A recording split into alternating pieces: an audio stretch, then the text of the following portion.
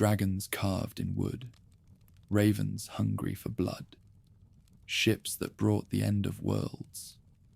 June 8th, 793. Viking longships struck Lindisfarne Monastery like lightning from a clear sky. Monks who had never held weapons died clutching sacred manuscripts as Norse axes split both skulls and centuries of Christian learning. This wasn't just a raid, it was the beginning of the Viking Age. For the next 300 years, these sea wolves would terrorize Europe, but they were more than savage raiders. They were explorers who reached America, traders who connected continents, and warriors whose tactics revolutionized medieval warfare. The attack on Lindisfarne announced that a new force had awakened in the north. Stones that once echoed with the measured tread of Roman legions now stood silent, their gates swinging empty in the wind that swept across Britain's abandoned frontiers. 4 centuries of imperial rule crumbled like poorly mortared walls as the eagles withdrew, leaving behind a land suddenly naked before its enemies. In villa courtyards where Latin poetry once filled evening air, weeds pushed through cracked mosaics while painted gods stared down at gathering darkness. Britain's final Roman governor, Constantine III, had stripped the island bare of troops for his doomed bid for purple in Gaul. His defeat sealed what political necessity had already decreed. The legions would not return. Behind them, they left a civilization built on Roman bones, but filled with native blood. A hybrid society that had forgotten how to defend itself without professional soldiers standing watch on distant walls. Local strongmen seized what power they could grasp. In hill forts that predated Caesar's conquest, British lords gathered their retainers and proclaimed themselves kings of territories that shifted like sand with each season's campaigns. Vortigern emerged as the most successful of these self-made rulers, his name meaning High King in the Old Tongue, though his authority extended little beyond the Thames Valley and the lands his sword could reach. Beyond Hadrian's Wall, the Picts sensed weakness, like wolves scenting blood. These painted warriors had tested Roman steel for generations, learning patience through bitter defeats, waiting for their moment to reclaim the rich lands that lay beyond their mountain strongholds. They came first in small raids, a burned villa here, a slaughtered family there, testing the response, measuring the resistance they would face. Irish raiders struck from the western seas, their leather boats carrying warriors who knew no mercy for the soft people of the villas. They called themselves Scotti, and their hunger for slaves and gold drove them deep into territories that Roman arms had protected for centuries. Along the western coasts, smoke rose from burning settlements as the sea wolves fed their appetite for plunder. From the Saxon shores across the North Sea came the greatest threat, and paradoxically, what Vortigern believed would be his salvation. These Germanic peoples had watched Rome's decline with interest sharper than any blade. In their timber halls beside cold waters, warriors listened to tales brought back by traders and raiders, stories of a rich land protected by walls, but defended by men who had grown soft in their prosperity. The Saxon homelands offered little comfort to ambitious warriors. Between the Elbe and the Weser, in the lands that would one day be called Old Saxony, young men looked across storm-tossed waters and dreamed of better prospects. Their fathers had served as federati in Roman armies, mercenaries who fought for gold rather than glory, learning Roman ways of war while keeping Saxon hearts. Now their sons saw opportunity where their fathers had seen only employment. Angles dwelling in the peninsula, called Angeln, faced the same hunger for expansion. Their territory, squeezed between Danes and Jutes, could barely support the warriors their proud bloodlines produced. Across the waters lay Britain, fertile, rich, and apparently defenseless. The stories grew more tempting with each telling. Fields that stretched to the horizon, cattle fat as seals, silver hoarded in villa strongrooms waiting for bold hands to claim it. Jutes from the storm-lashed peninsula north of the Angles added their voices to the growing chorus of interest in British affairs. These sea-wolves had raided Roman coasts for generations, but now they heard whispers of something better than mere plunder. Land grants, permanent settlements, the chance to carve kingdoms from foreign soil, rather than merely fill their ships with loot. Vortigern's invitation to these fierce peoples would echo through centuries, like a bell tolling doom. Faced with Pictish raids that grew bolder by the season, and Irish attacks that threatened to carve permanent footholds in his territory, he chose the path that seemed most practical. Hire Saxon warriors to fight Germanic wars. Use barbarian steel to protect British civilization. Such arrangements had precedent in Roman practice. Hengist and Horsa, two Saxon brothers whose names meant stallion and horse, would lead a warband to Britain in exchange for land grants in Kent.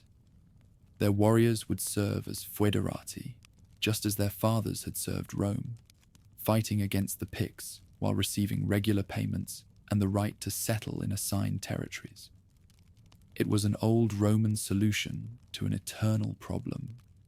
Let barbarians fight barbarians, while civilized men counted the cost. Hengist proved as cunning as his namesake was swift.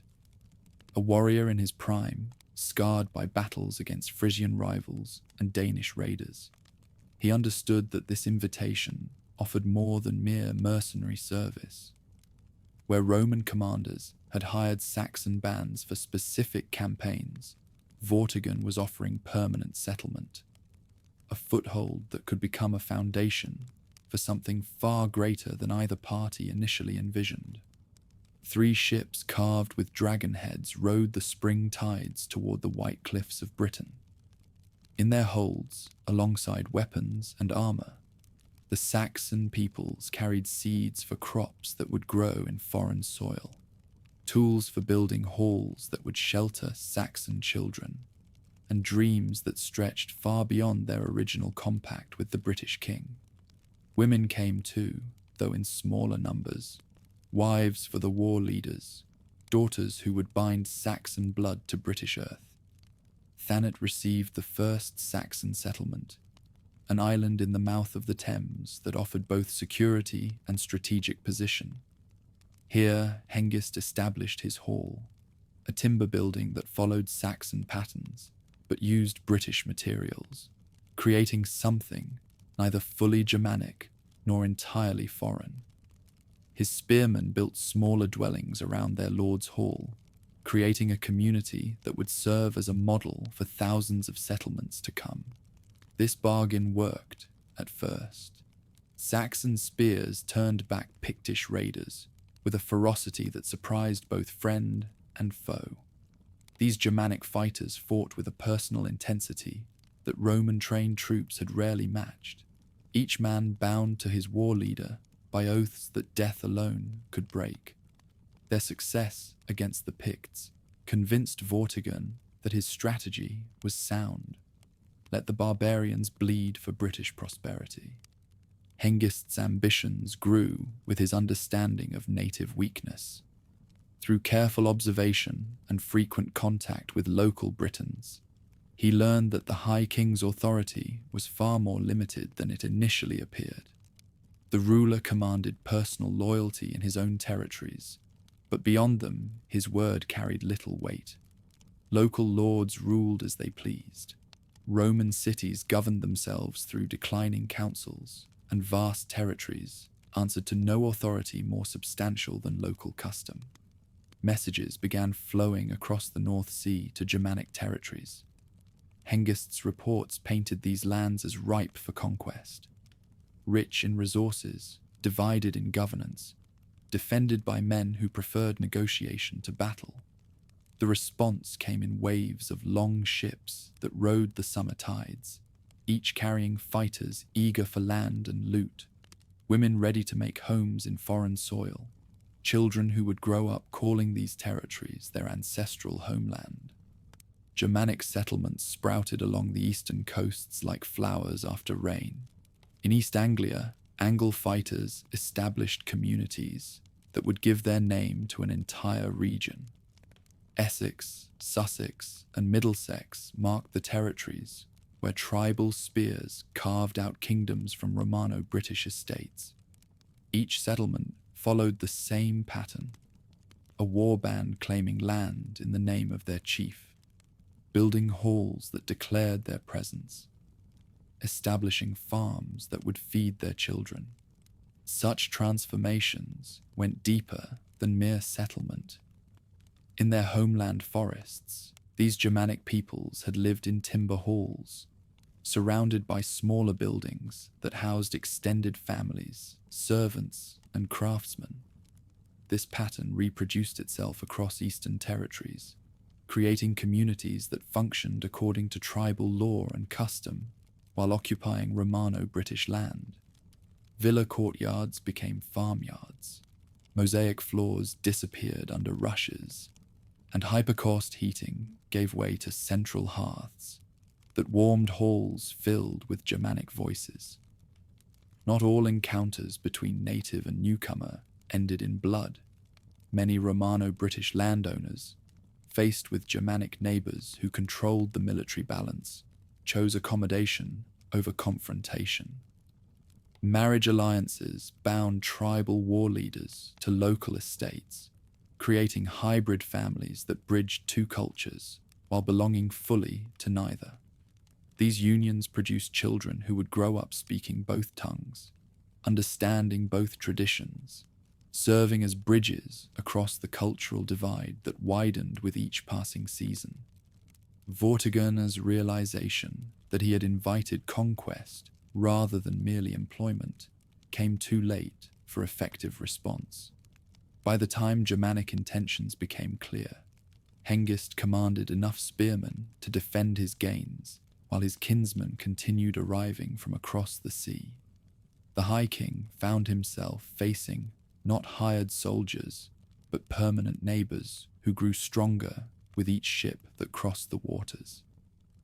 Breaking point came when he attempted to limit Germanic expansion beyond their original grants. Hengist's response demonstrated how thoroughly the balance of power had shifted. He would take what his followers needed, with or without native permission. The massacre at the peace conference, where Germanic Saxons cut down local nobles who came expecting negotiation, announced that the age of accommodation had ended and the time of conquest had begun. Battle followed battle as Germanic ambitions clashed with native resistance. At Aylesford, Horsa fell beneath local spears, but his death only strengthened tribal resolve to claim permanent holdings in these lands. Crayford saw Hengist's followers break Romano-British resistance so thoroughly that Kent became effectively Germanic territory. Its local elite fled or dead, its lands divided among tribal settlers according to their own customs and laws. Cerdic landed on the southern coast with ships full of West Germanic fighters, his eyes fixed on the rich territories beyond the South Downs. His campaigns carved a bloody path inland, establishing settlements that would become the foundation of what the invaders called Wessex, the kingdom of the Western Germanic peoples. Each victory brought more land under tribal control. Each settlement created another foothold for expansion. Ella established his kingdom in what had been some of the island's richest territory, his spearmen occupying villa estates and Roman towns with the confidence of permanent conquerors.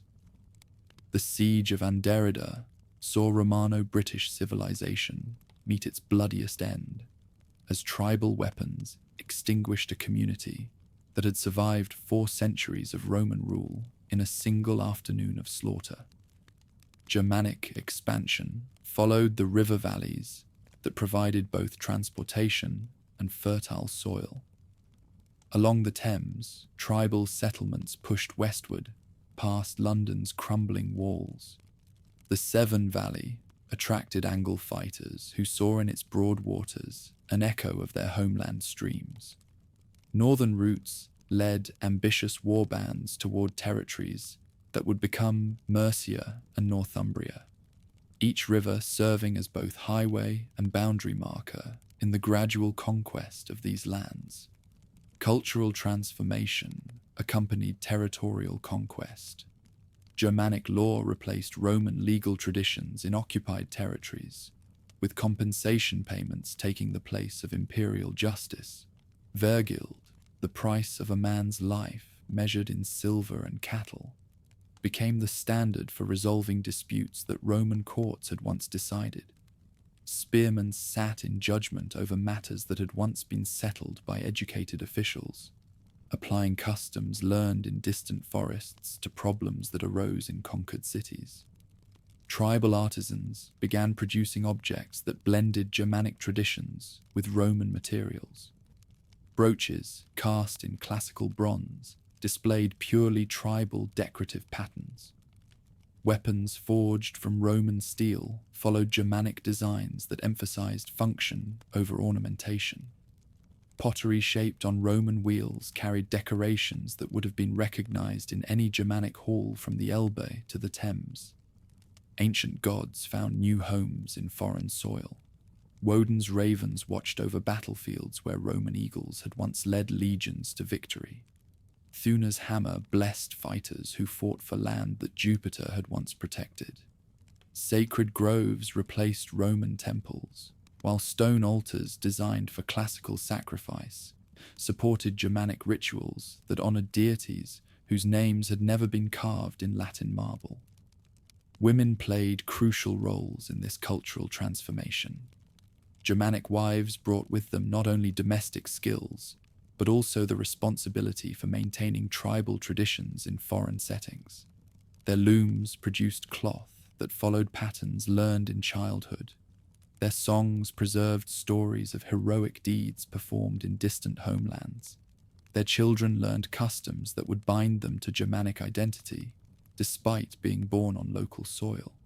Marriage customs changed as tribal traditions took root. Bride price replaced Roman dowry arrangements, with Germanic fighters offering weapons and jewelry rather than legal documents and property deeds. Wedding ceremonies moved from Roman administrative offices to timber halls, where tribal rituals sealed unions according to customs that predated Caesar's conquest by centuries. Burial practices mark the most visible sign of cultural change.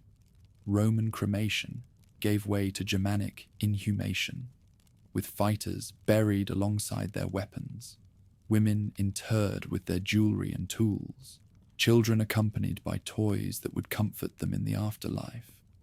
Cemeteries that had once held Roman urns now contained Germanic grave goods that proclaimed the identity and status of their owners. Language shifted as Germanic tongues grew dominant in conquered territories. Latin continued as the language of writing and formal ceremony, but daily conversation increasingly followed tribal patterns. Place names acquired Germanic endings that displaced Roman designations, while rivers and hills received names that reflected tribal perceptions of the landscape rather than classical geographical traditions. By the century's end, eastern territories had become irreversibly Germanic. Where Roman villas had once housed educated gentlemen who quoted Virgil and debated philosophy, tribal halls now sheltered fighters who boasted of cattle raids and composed verses about swordplay. The transformation was complete enough that visitors from Gaul would have found more familiar customs among the unconquered inhabitants of Wales and Cornwall than among the Germanic settlers who now called themselves the rightful owners of territories their grandfathers had known only through raiders' tales. Such conquest created something new rather than merely destroying something old.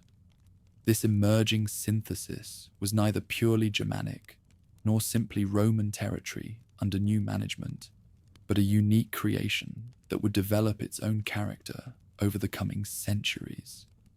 The seeds of future kingdoms lay in these earlier settlements, while the cultural mixing that began with conquest would eventually produce traditions that belonged fully to neither Germanic homeland nor Roman past. Ships continued crossing from the tribal territories, but now they carried colonists rather than conquerors, families seeking land among kinsmen rather than fighters pursuing glory in foreign battles. The Great Migration was entering its second phase, transforming from military adventure into permanent settlement, from raiding expedition into the foundation of nations that would endure for centuries to come. 7 kingdoms emerged from the chaos of conquest, like islands rising from a turbulent sea, where once Saxon warbands had carved temporary holdings from British soil. Now permanent realms took shape with defined borders, ruling dynasties, and the ambitions that would drive centuries of warfare. Each ruler claimed descent from Woden himself, transforming raiding chieftains into kings whose bloodlines supposedly stretched back to the gods. Kent stood first among these nascent powers, Hengist's legacy grown into a kingdom that controlled the crucial crossing between the continent and Britain. Ethelbert inherited more than land from his forefathers. He commanded the ports through which trade flowed, the halls where continental diplomats gathered, and the warriors who had proven their worth against both Picts and rival Saxon bands. His realm possessed advantages that gold alone could not purchase.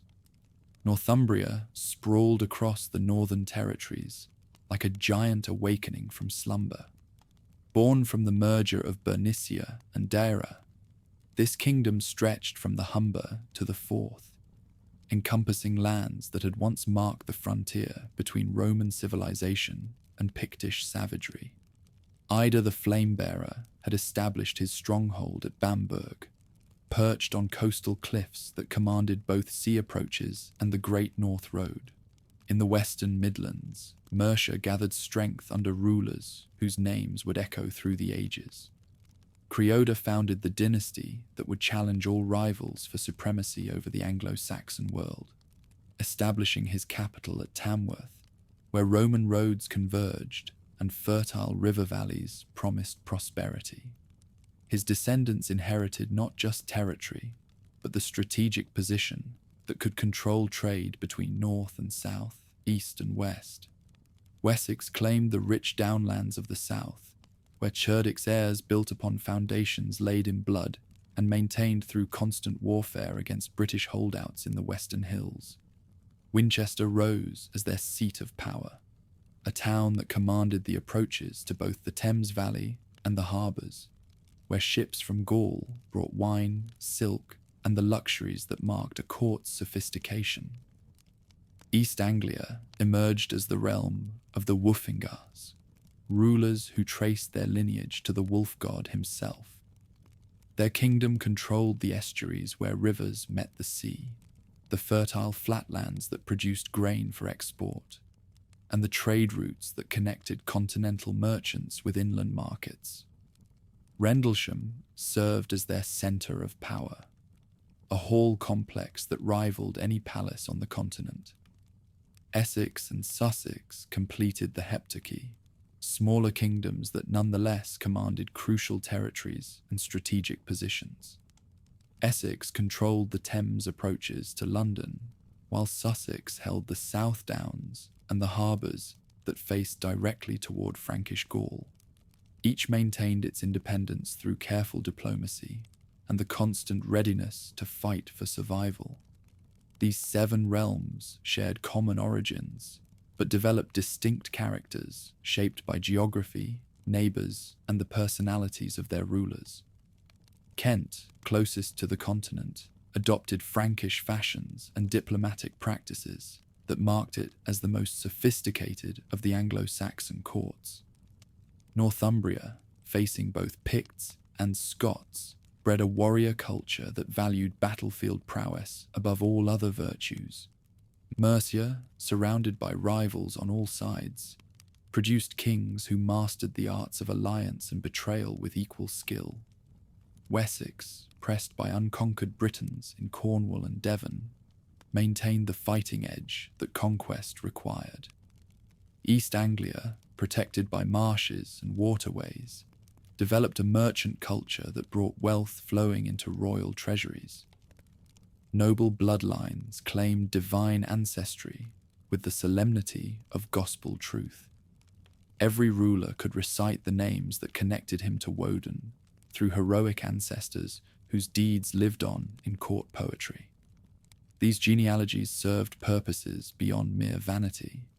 They established legitimacy, justified territorial claims, and bound warriors to their lords through bonds that transcended mere military service.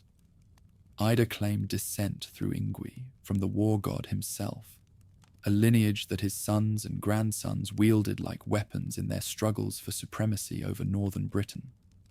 When Northumbrian lords met rivals in battle or conference, they carried with them the authority of heaven itself, the knowledge that divine blood flowed in their veins and divine favour blessed their enterprises.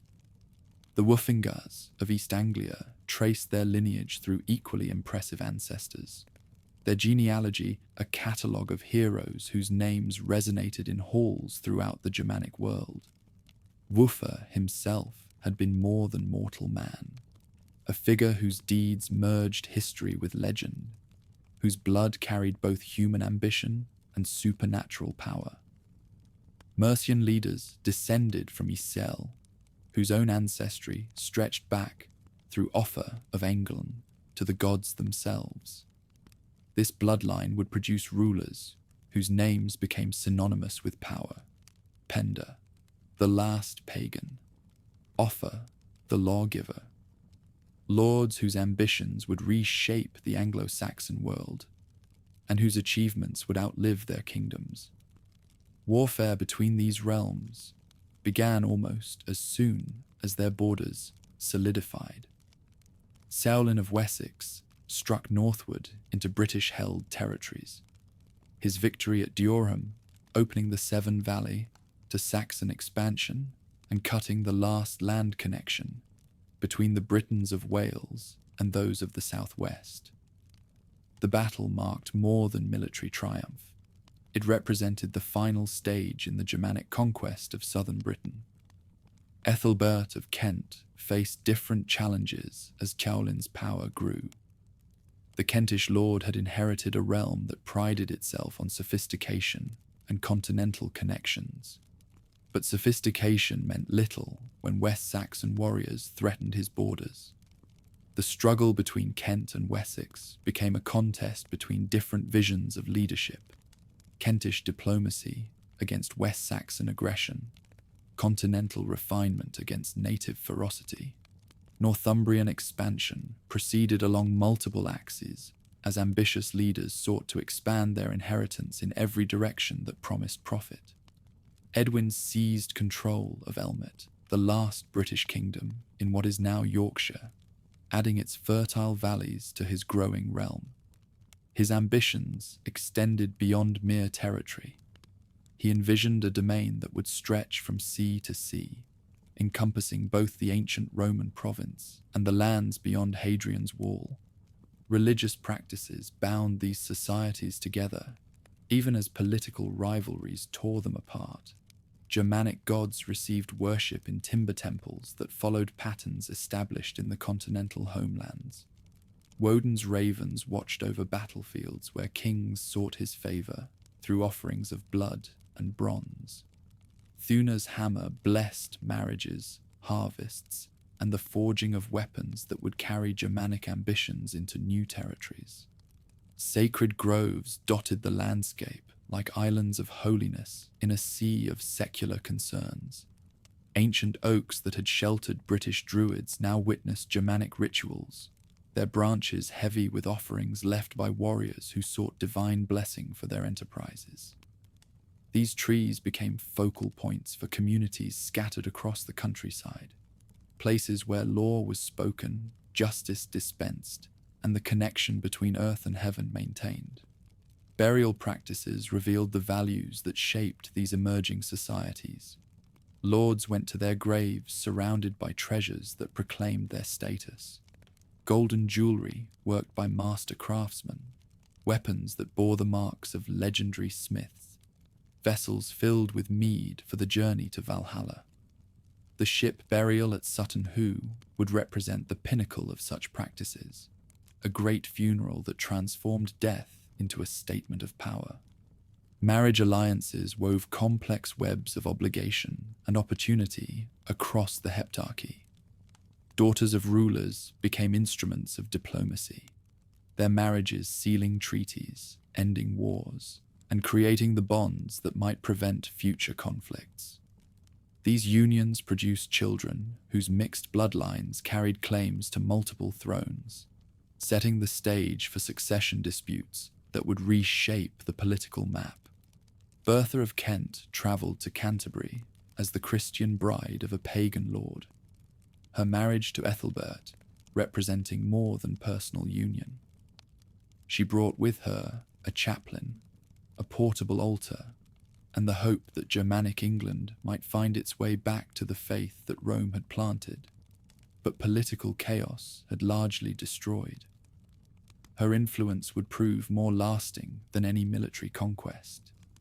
Trade networks spread like veins through the Anglo-Saxon world, carrying goods, ideas, and influences that bound the kingdoms together, even as their rulers schemed against each other.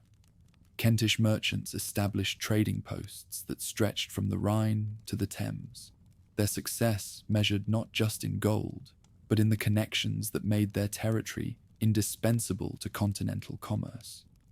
Frankish coins circulated in Anglo-Saxon markets, their golden faces carrying images and inscriptions that spoke of a wider world beyond the Heptarchy's borders. Wine from Gaul graced the tables of Germanic lords, while amber from the Baltic found its way to English courts. These trade goods represented more than luxury. They marked the integration of Germanic Britain into the European economy. Craft production flourished under princely patronage as leaders competed to display their wealth and sophistication. Master jewelers created pieces that rivaled anything produced on the continent, their work combining traditional Germanic motifs with techniques learned from Roman precedents. Weapons smiths forged blades that became treasured heirlooms, passed from father to son and from lord to faithful retainer. The great halls that crowned centers of power became showcases for this artistic achievement. Tapestries worked in silk and gold thread depicted the deeds of ancient heroes, while carved columns supported roofs that soared higher than any structure built in Britain since Roman times. These buildings served purposes beyond mere shelter. They projected power, created spaces for the rituals that bound society together, and provided settings for the poetry that preserved cultural memory. Poets held positions of honor in every court, their voices carrying the responsibility for maintaining the connections between present and past. Through their songs, the deeds of Hengest and Horsa lived on in halls that had never known their presence, while the genealogies that justified authority received the polish that transformed mere lists of names into epic narratives. These bards served as more than entertainers. They functioned as historians, legal experts, and diplomatic messengers whose words could make or break the reputations of lords. A poet's favor meant that a ruler's deeds would be remembered with honor, while their displeasure could condemn even great achievements to obscurity. The relationship between warrior and wordsmith became one of the defining characteristics of Anglo-Saxon court culture.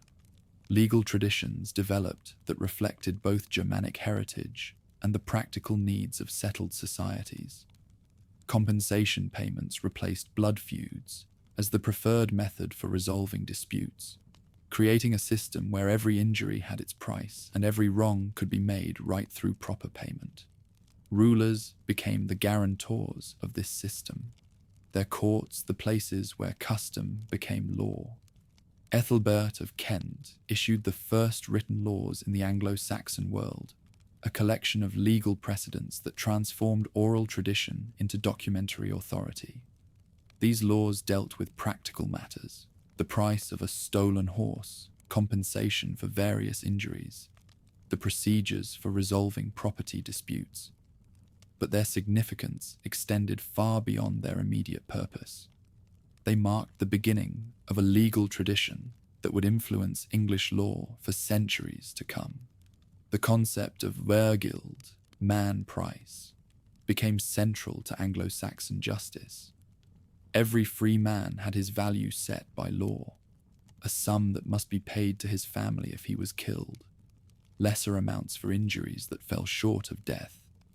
This system recognized social distinctions while providing peaceful alternatives to the cycle of revenge that had characterized earlier Germanic society.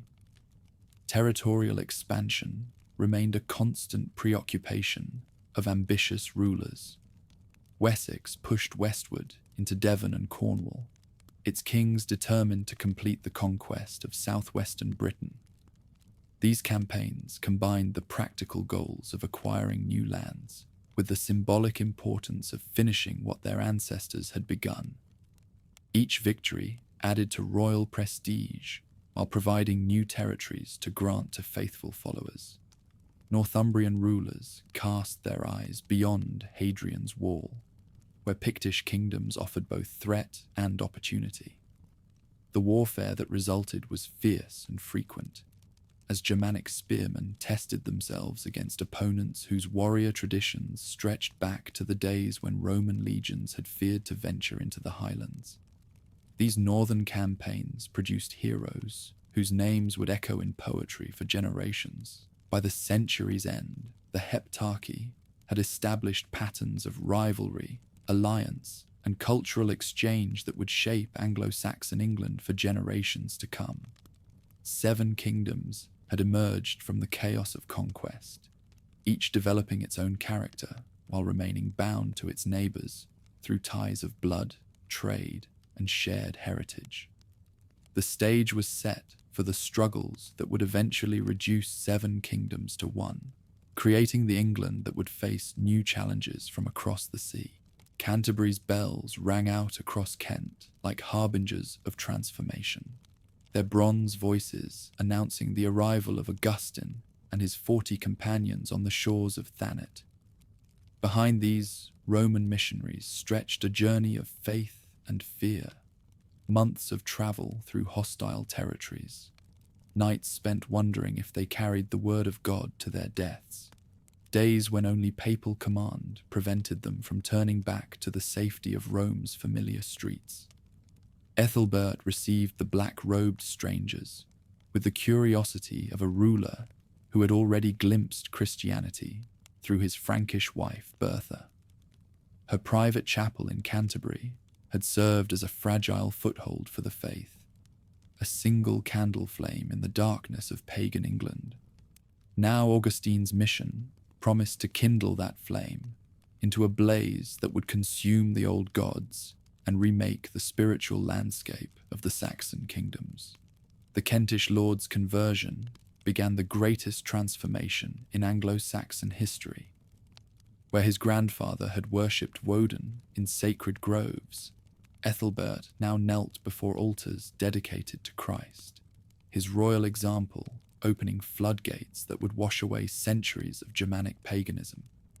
Christmas Day in the year 597 saw thousands of his subjects baptized in Canterbury's rivers, their emergence from the waters marking rebirth for individuals and the kingdom alike.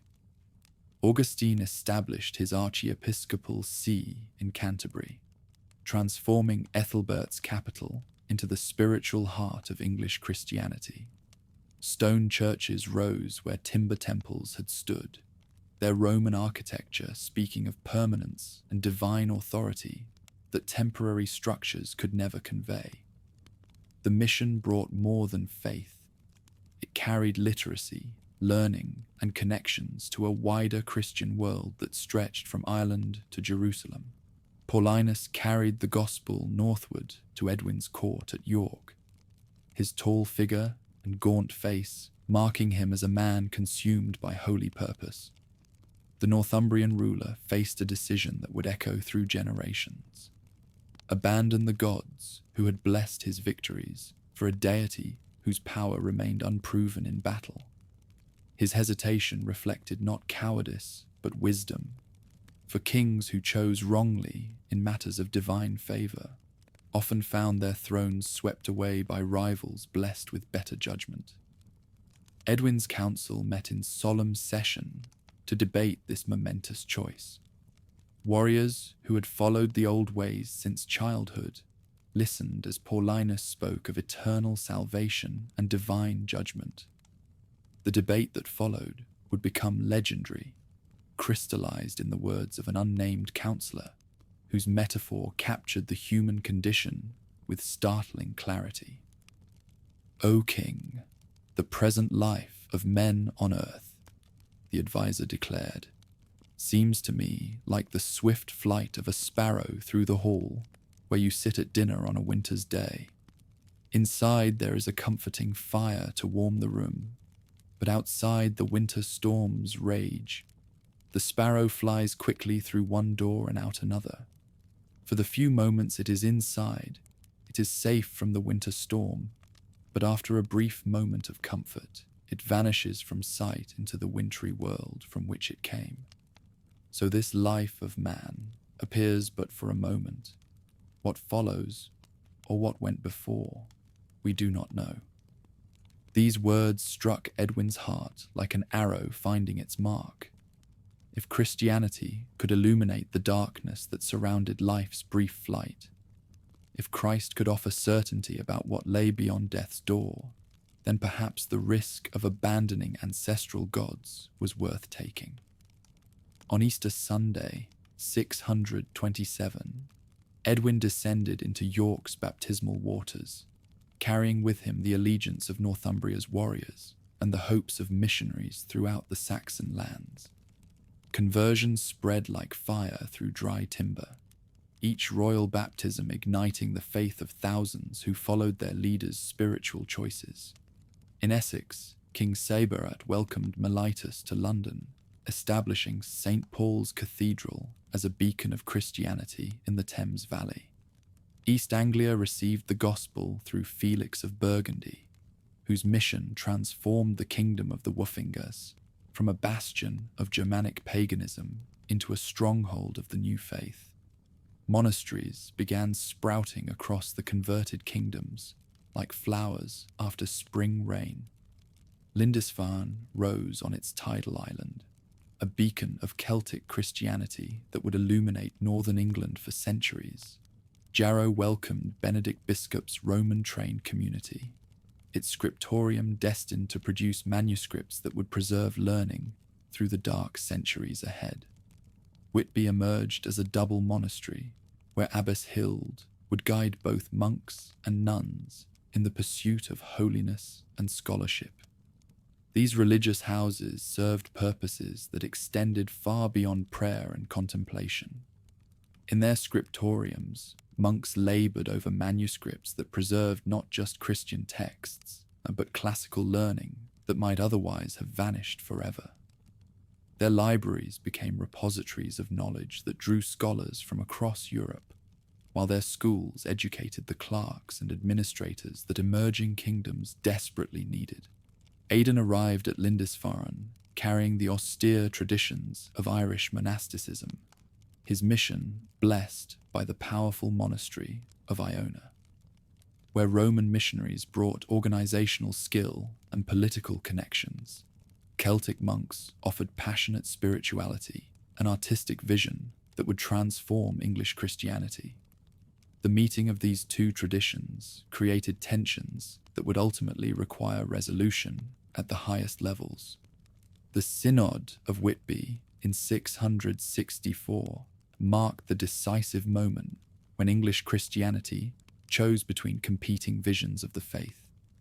Oswiu of Northumbria presided over debates that seemed to concern arcane matters of calendar calculation and monastic tonsure, but actually determined whether English Christianity would align itself with Rome or Celtic tradition.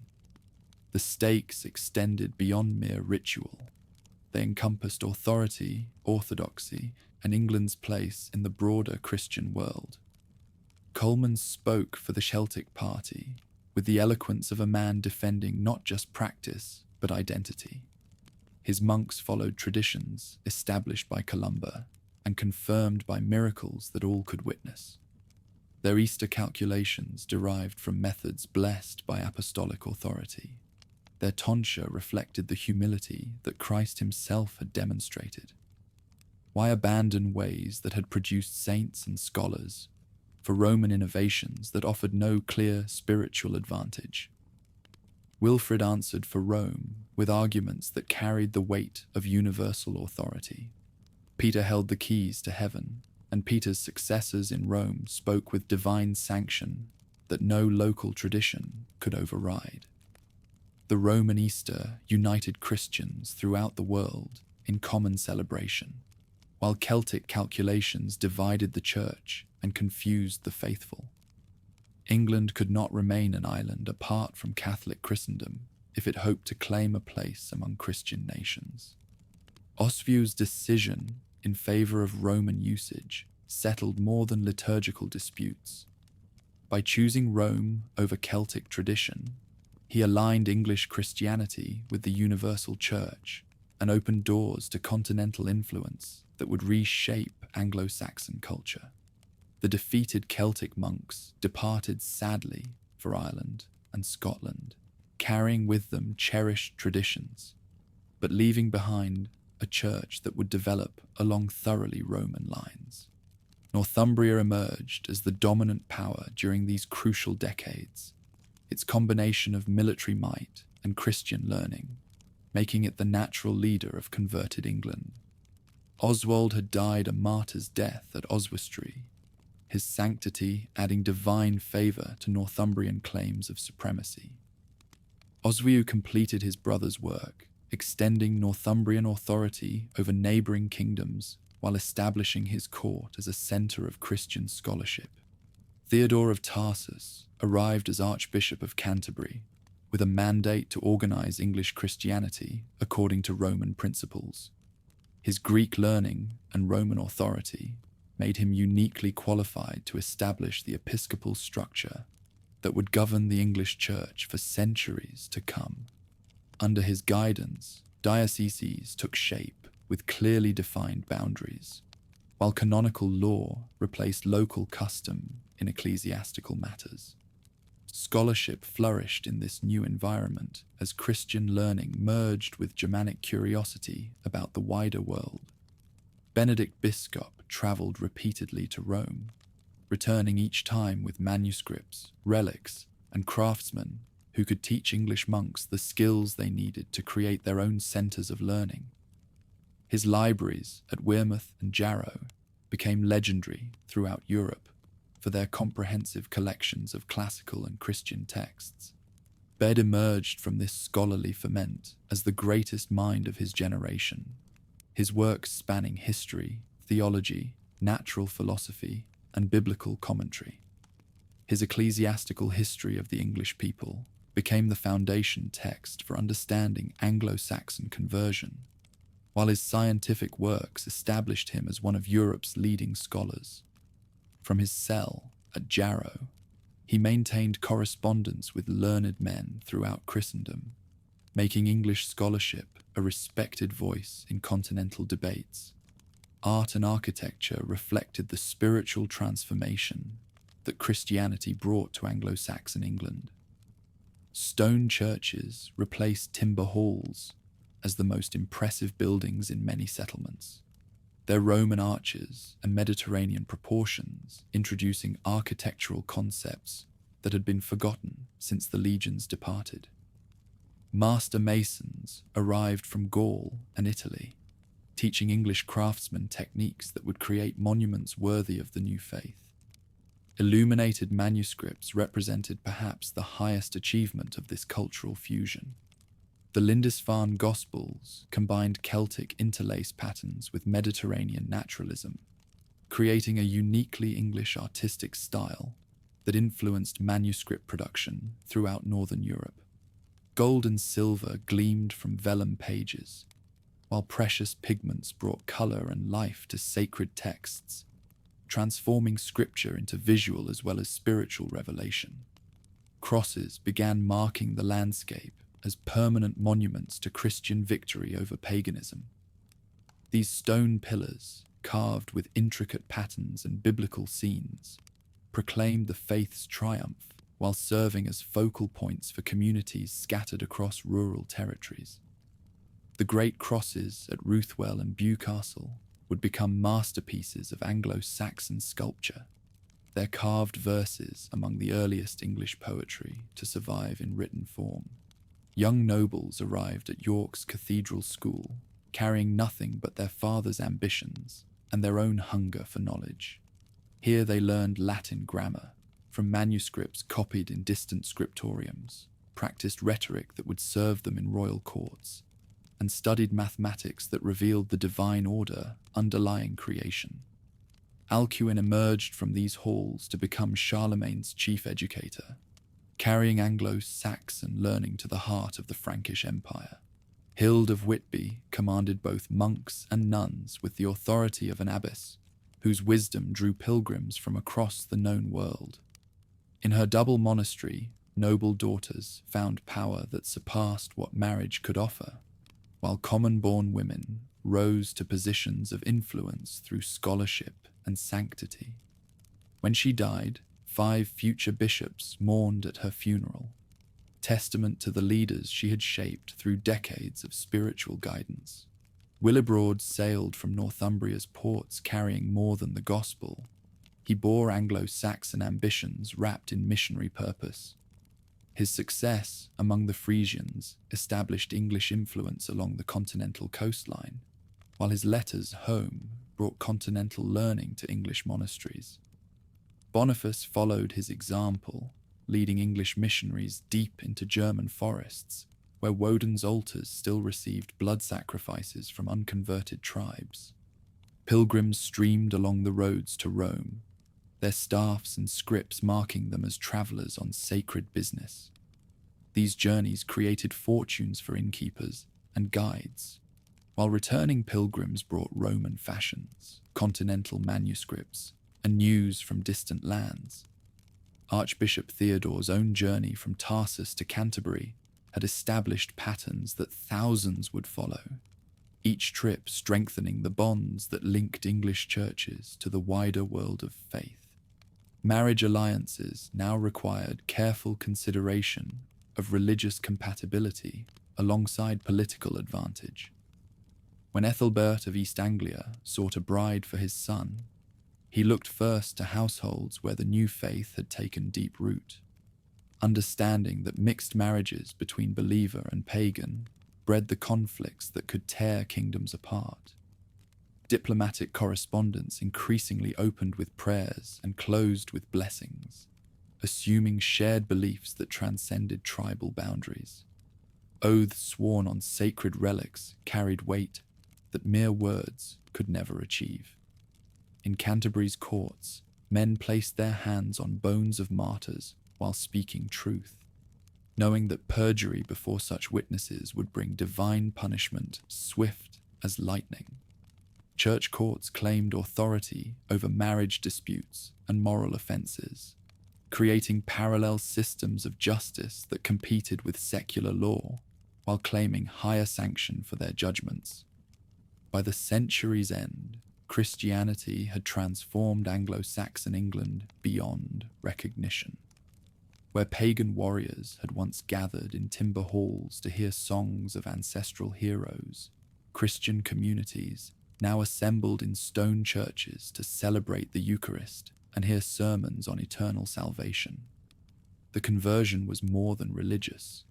It was cultural, intellectual, and political transformation that positioned England to play a leading role in medieval European civilization. stage was set for the great achievements of the 8th century, when Anglo-Saxon Christianity would reach its golden age under leaders like Alcuin of York, and the scholarly communities that had grown from Augustine's initial mission. The seeds of conversion had produced a harvest that would nourish European learning through the darkest periods ahead, while the institutional structures created during these crucial decades would provide stability through centuries of political upheaval. The river Winwed bore witness as Penda of Mercia fell beneath Northumbrian spears, his last stand bringing one era to a close and another to life. The last great pagan ruler fell fighting the men who served the Christ he had refused to acknowledge, his death clearing the way for a new kind of power that would emerge from the heartlands of Middle England. Wulfhere inherited more than his father's throne. He claimed the ambitions that had driven Penda's wars, and the strategic vision that recognized Mercia's natural advantages. Where Penda had wielded sword and spear to carve supremacy from rival realms, his son understood that lasting dominance required subtler tools. Gold could purchase what bronze alone could never secure, while marriage alliances could bind former enemies more firmly than military conquest. The heartland pulsed with advantages that geography had bestowed like gifts from the gods themselves.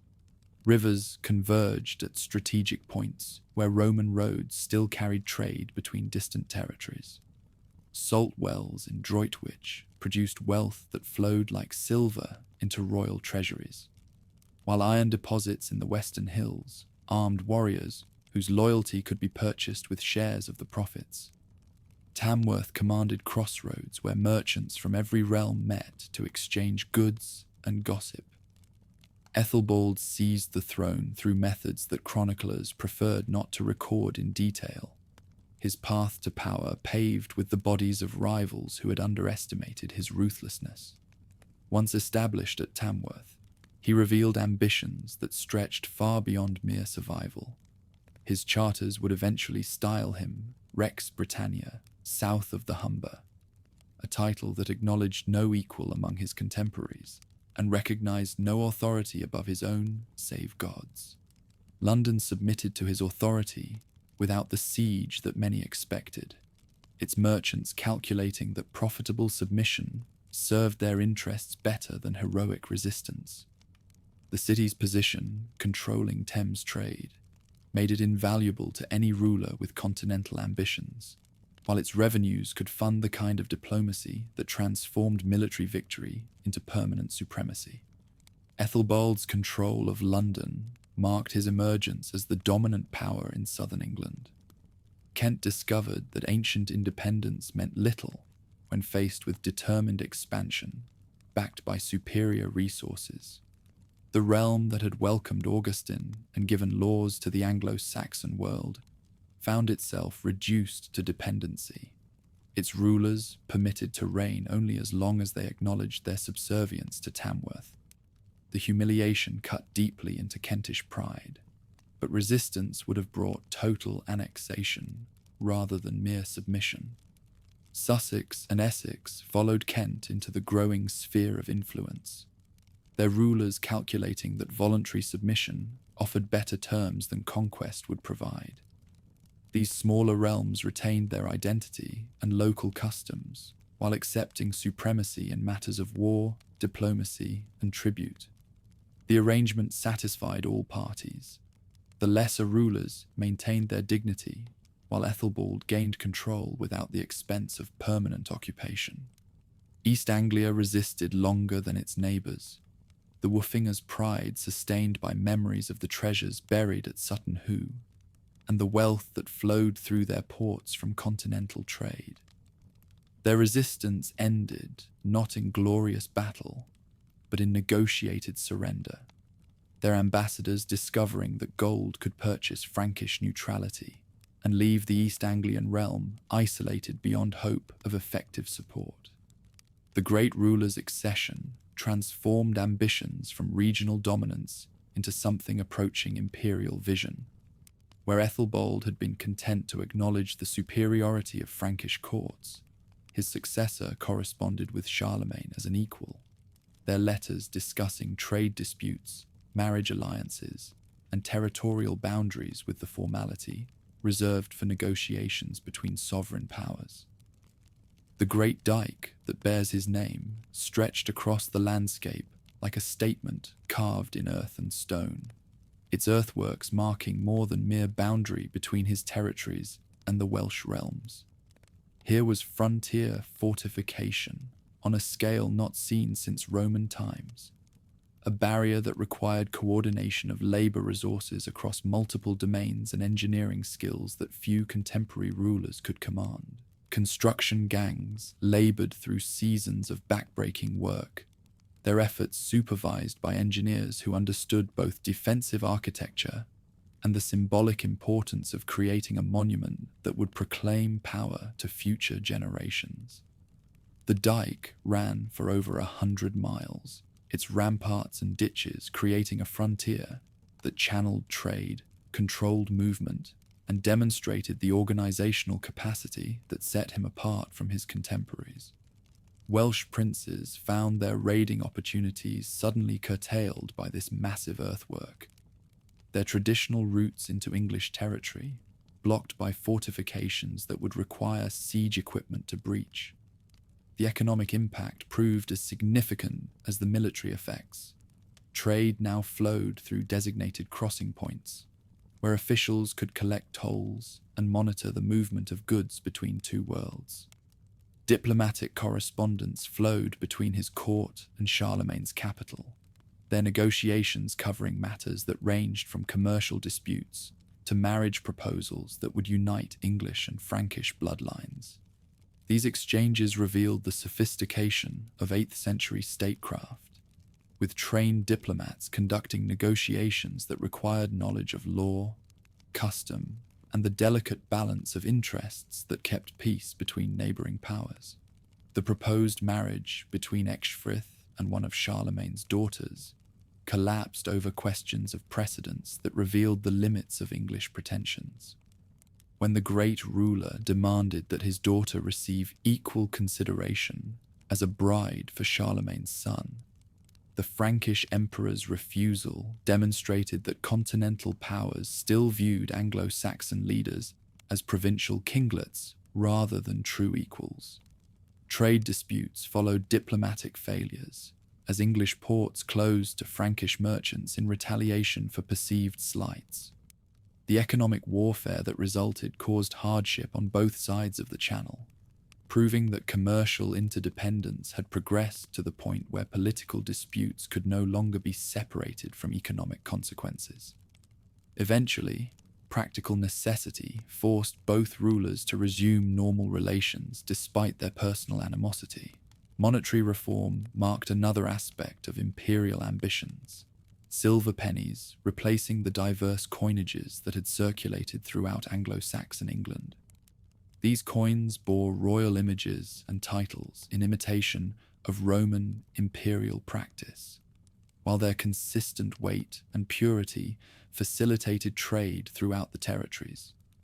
The economic integration that resulted from monetary standardization strengthened central control more effectively than military occupation could have achieved.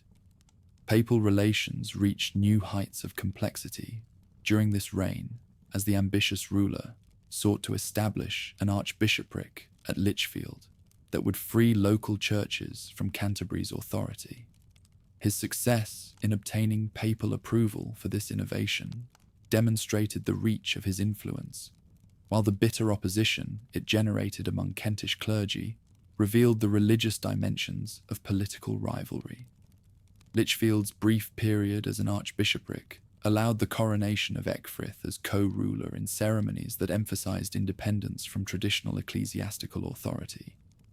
The young prince's coronation followed Frankish models that stressed divine sanction for secular power, creating precedents that would influence royal ideology throughout the Anglo-Saxon period.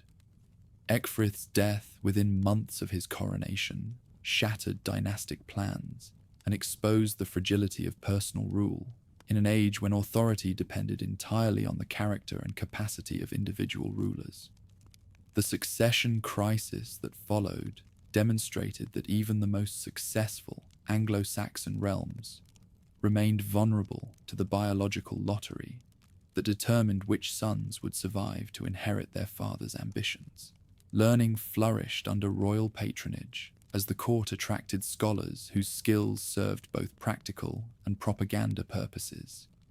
Charters produced by scribes displayed calligraphy that rivaled anything created in contemporary Frankish scriptoriums, while the legal documents they recorded demonstrated administrative sophistication that few European courts could match. The tribal hidage, a document that listed the tribute obligations of various peoples within the sphere of influence, revealed the extent of central control while providing insights into the administrative methods that sustained such extensive dominion. This text named territories from the Humber to the Thames, assessing their capacity to provide warriors and tribute according to calculations that reflected both ancient custom and contemporary political reality. Artistic production reached new heights as workshops produced luxury goods that competed successfully with continental imports. Jewelry excavated from 8th century sites displays technical mastery and aesthetic sophistication that contradicted any assumption of Anglo-Saxon cultural inferiority, while architectural remains from churches demonstrate ambitions that match the finest contemporary buildings in Frankish Gaul. Regional administration developed to manage territories that stretched far beyond the traditional boundaries of settlement. Ealdormen exercised vice-regal authority in distant provinces, their power derived from appointment rather than hereditary right. Their loyalty maintained through rewards that included both treasure and the prestige that came from association with successful expansion. Military organization evolved to meet the challenges of ruling diverse populations across extensive territories.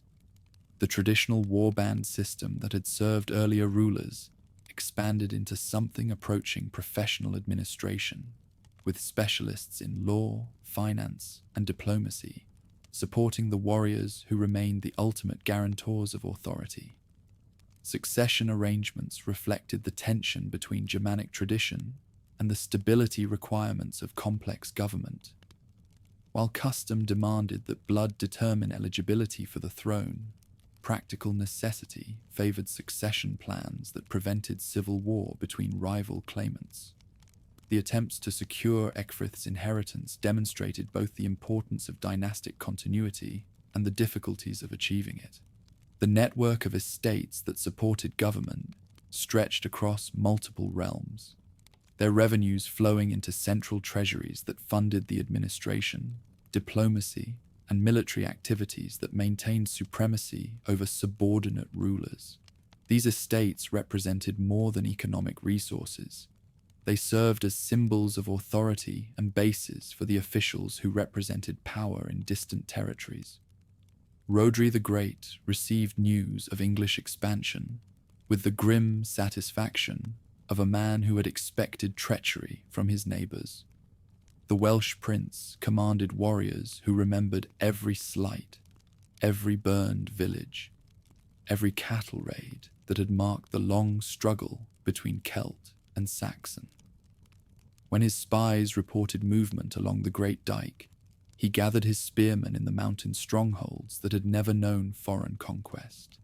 The clash came at Rhuddlan, where Welsh fury met English discipline in combat that lasted from dawn until the shadows grew long.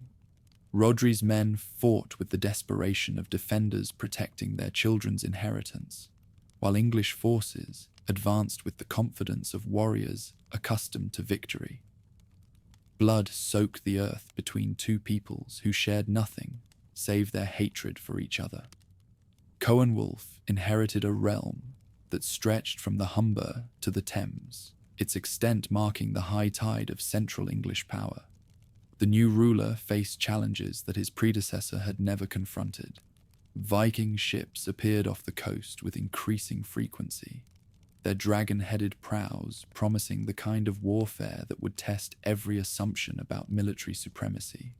Scribes in the royal chancery labored over documents that recorded grants, confirmed boundaries, and established the legal frameworks that bound diverse populations under single authority.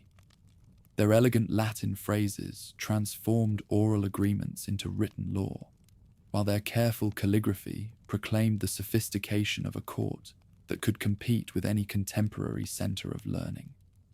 Egbert of Wessex watched these developments from his exile in Charlemagne's court, his eyes fixed on the inheritance that civil war had stolen from him. The West Saxon prince understood that patient waiting served ambition better than premature action. But he also recognized that every year of Central English dominance made eventual restoration more difficult to achieve. By the century's end, the Midland realm had achieved a dominance over Anglo-Saxon England that would have seemed impossible when Penda fell at Winwed. Through a combination of military success, diplomatic skill, and administrative innovation, these rulers had created the closest approximation to unified government that the Anglo-Saxon world had yet seen. The foundations were laid for the greater achievements and greater challenges that the 9th century would bring. Fire consumed the monastery of Lindisfarne as dragon-headed ships retreated into the summer darkness, their holds heavy with gold torn from altar screens and silver stripped from reliquaries. The year 793 carved itself into Anglo-Saxon memory, like a blade cutting through flesh, marking the moment when the North Sea ceased to be a protective barrier and became a highway for terror. Brothers who had spent their lives copying sacred texts now lay butchered among the ruins of their scriptorium, their blood-darkening vellum pages that had taken years to illuminate. Alcuin's letter to the Northumbrian court carried shock that bordered on theological crisis. Writing from Charlemagne's palace, the great scholar struggled to comprehend how God could permit such desecration of holy ground. Never before has such terror appeared in Britain as we have now suffered from a pagan race, he wrote, his elegant Latin barely containing the horror that gripped Christian kingdoms. The heathens poured out the blood of saints around the altar and trampled on the bodies of saints in the temple of God like dung in the streets.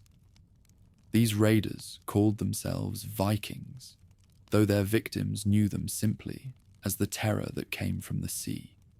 In their homeland, fjords, younger sons faced the harsh mathematics of inheritance that left them with choices between poverty and adventure. Population growth had outstripped the capacity of Scandinavian soil to support ambitious warriors, while successful raids to the south had demonstrated that richer lands lay within reach of bold men who dared to risk everything for the chance of fortune. Ragnar's sons would become legends carved in blood across the map of northern Europe. But in 793, they were still learning their trade through smaller expeditions that tested Anglo-Saxon defenses.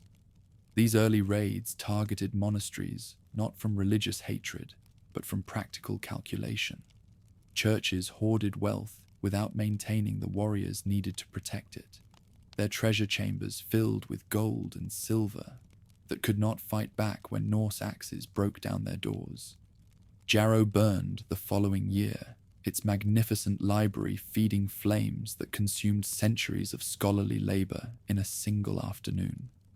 The monastery that had nurtured Bede fell to raiders who understood nothing of the treasures they destroyed, their axes splitting apart manuscripts that represented the accumulated wisdom of ages.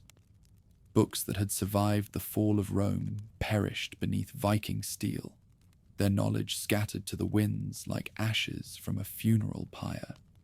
Rathlin Island witnessed slaughter that shocked even hardened warriors, accustomed to the casual brutalities of medieval warfare. The Irish monastery had offered sanctuary to refugees from the Scottish raids, its walls sheltering men, women, and children who believed that holy ground would protect them from earthly violence. The Vikings proved that pagan steel cared nothing for sacred boundaries. their swords drinking deeply of innocent blood, while their ships prepared to carry fresh wealth back to Scandinavian halls. Iona fell to Norwegian axes in 795, its ancient sanctity no protection against men who served gods that demanded blood and battle. The monastery that had sent Aidan to convert Northumbria saw its monks scattered to the winds, its treasures loaded onto ships that would carry Celtic gold to decorate Norse halls. Columba's legacy lay in ashes, his life's work undone by warriors who measured success in silver rather than souls.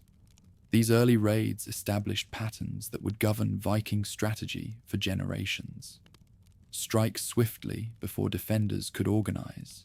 Target wealth concentrated in defenseless locations. Retreat before superior forces could arrive. The tactics worked because Anglo-Saxon military organization had evolved to fight other Anglo-Saxon armies, not seaborne raiders who could appear without warning and vanish before pursuit could organize. Beorhtric of Wessex discovered the limitations of traditional defense when 3 Norwegian ships appeared off the Dorset coast in 789.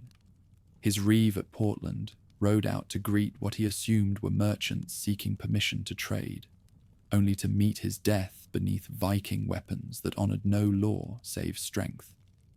The raiders departed with their holds full of plunder and their confidence confirmed. These wealthy kingdoms could be raided with impunity. Egbert's return from Frankish exile brought new energy to West Saxon resistance against both Viking raiders and the failing grip of central English supremacy. His years at Charlemagne's court had taught him continental methods of warfare and diplomacy, while his burning desire for revenge against the rulers who had driven him from his inheritance provided motivation sharper than any blade.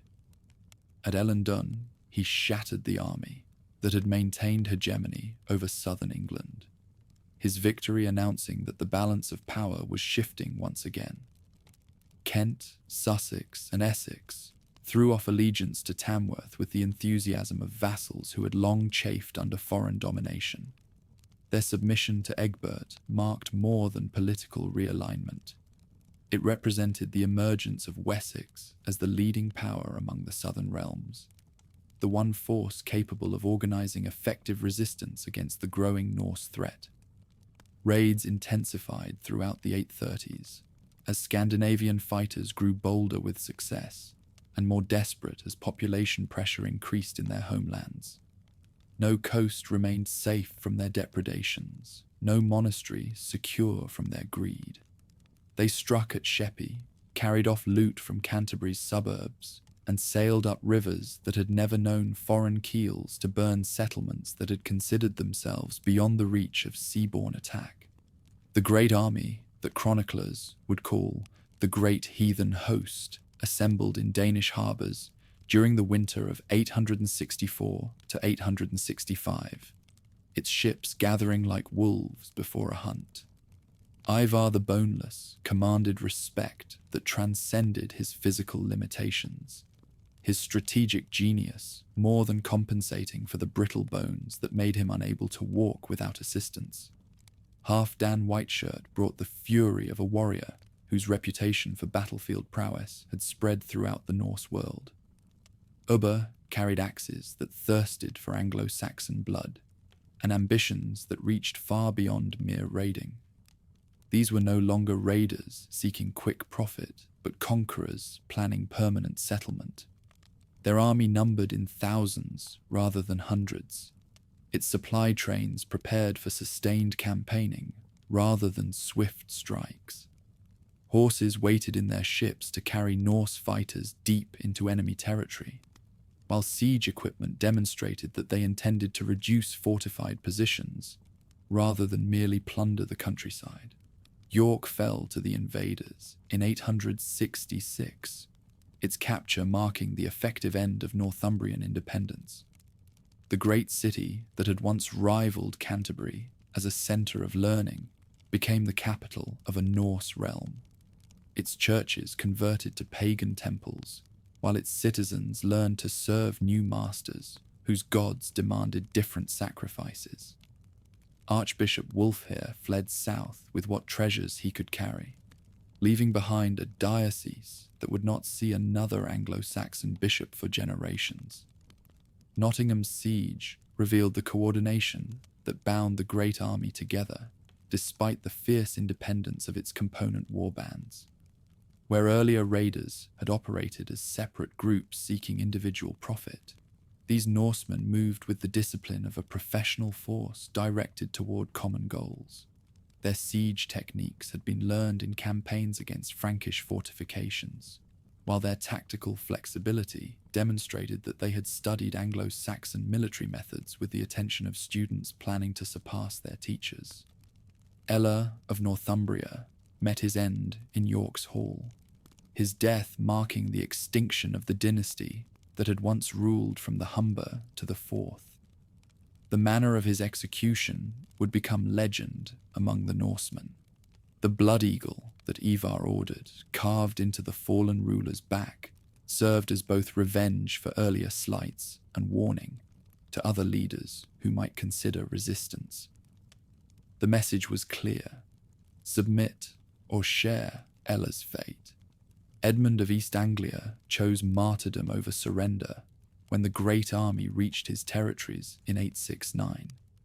The young ruler could have fled to Frankish exile or purchased peace through tribute, but his conscience would not permit collaboration with pagans who desecrated churches and slaughtered innocents. His death beneath Norse arrows transformed him into a saint whose cult would inspire resistance for centuries to come. London's fall sent shockwaves through every remaining court, its capture demonstrating that even the greatest cities could not stand against sustained assault. The wealthy merchants who had grown rich on continental trade found their gold counting for nothing when Norse axes broke down their gates. Their goods filled the ships, while their bodies fed the ravens that had learned to follow the great army's advance. Alfred inherited Wessex at the moment when defeat seemed inevitable, his older brothers having died fighting enemies whose numbers seemed inexhaustible. The young ruler faced a simple choice: flee into exile and preserve his life, or remain and fight for a crown that might prove worthless if his enemies could not be defeated. His decision to stand and fight would reshape these lands' history, but in 871 that outcome remained far from certain. Ashdown provided the first clear proof that Vikings could be defeated by English arms, Alfred's tactical genius combining with his brother Ethelred's battlefield courage to achieve victory against odds that had seemed overwhelming. The battle demonstrated that Norse warriors, for all their reputation for invincibility, bled like other men when faced with determined resistance led by competent commanders. The victory's effects proved temporary as fresh Viking reinforcements continued arriving from across the North Sea. Each English success brought new challenges, as Scandinavian jarls recognized that the conquest of England required greater commitment than seasonal raiding could provide.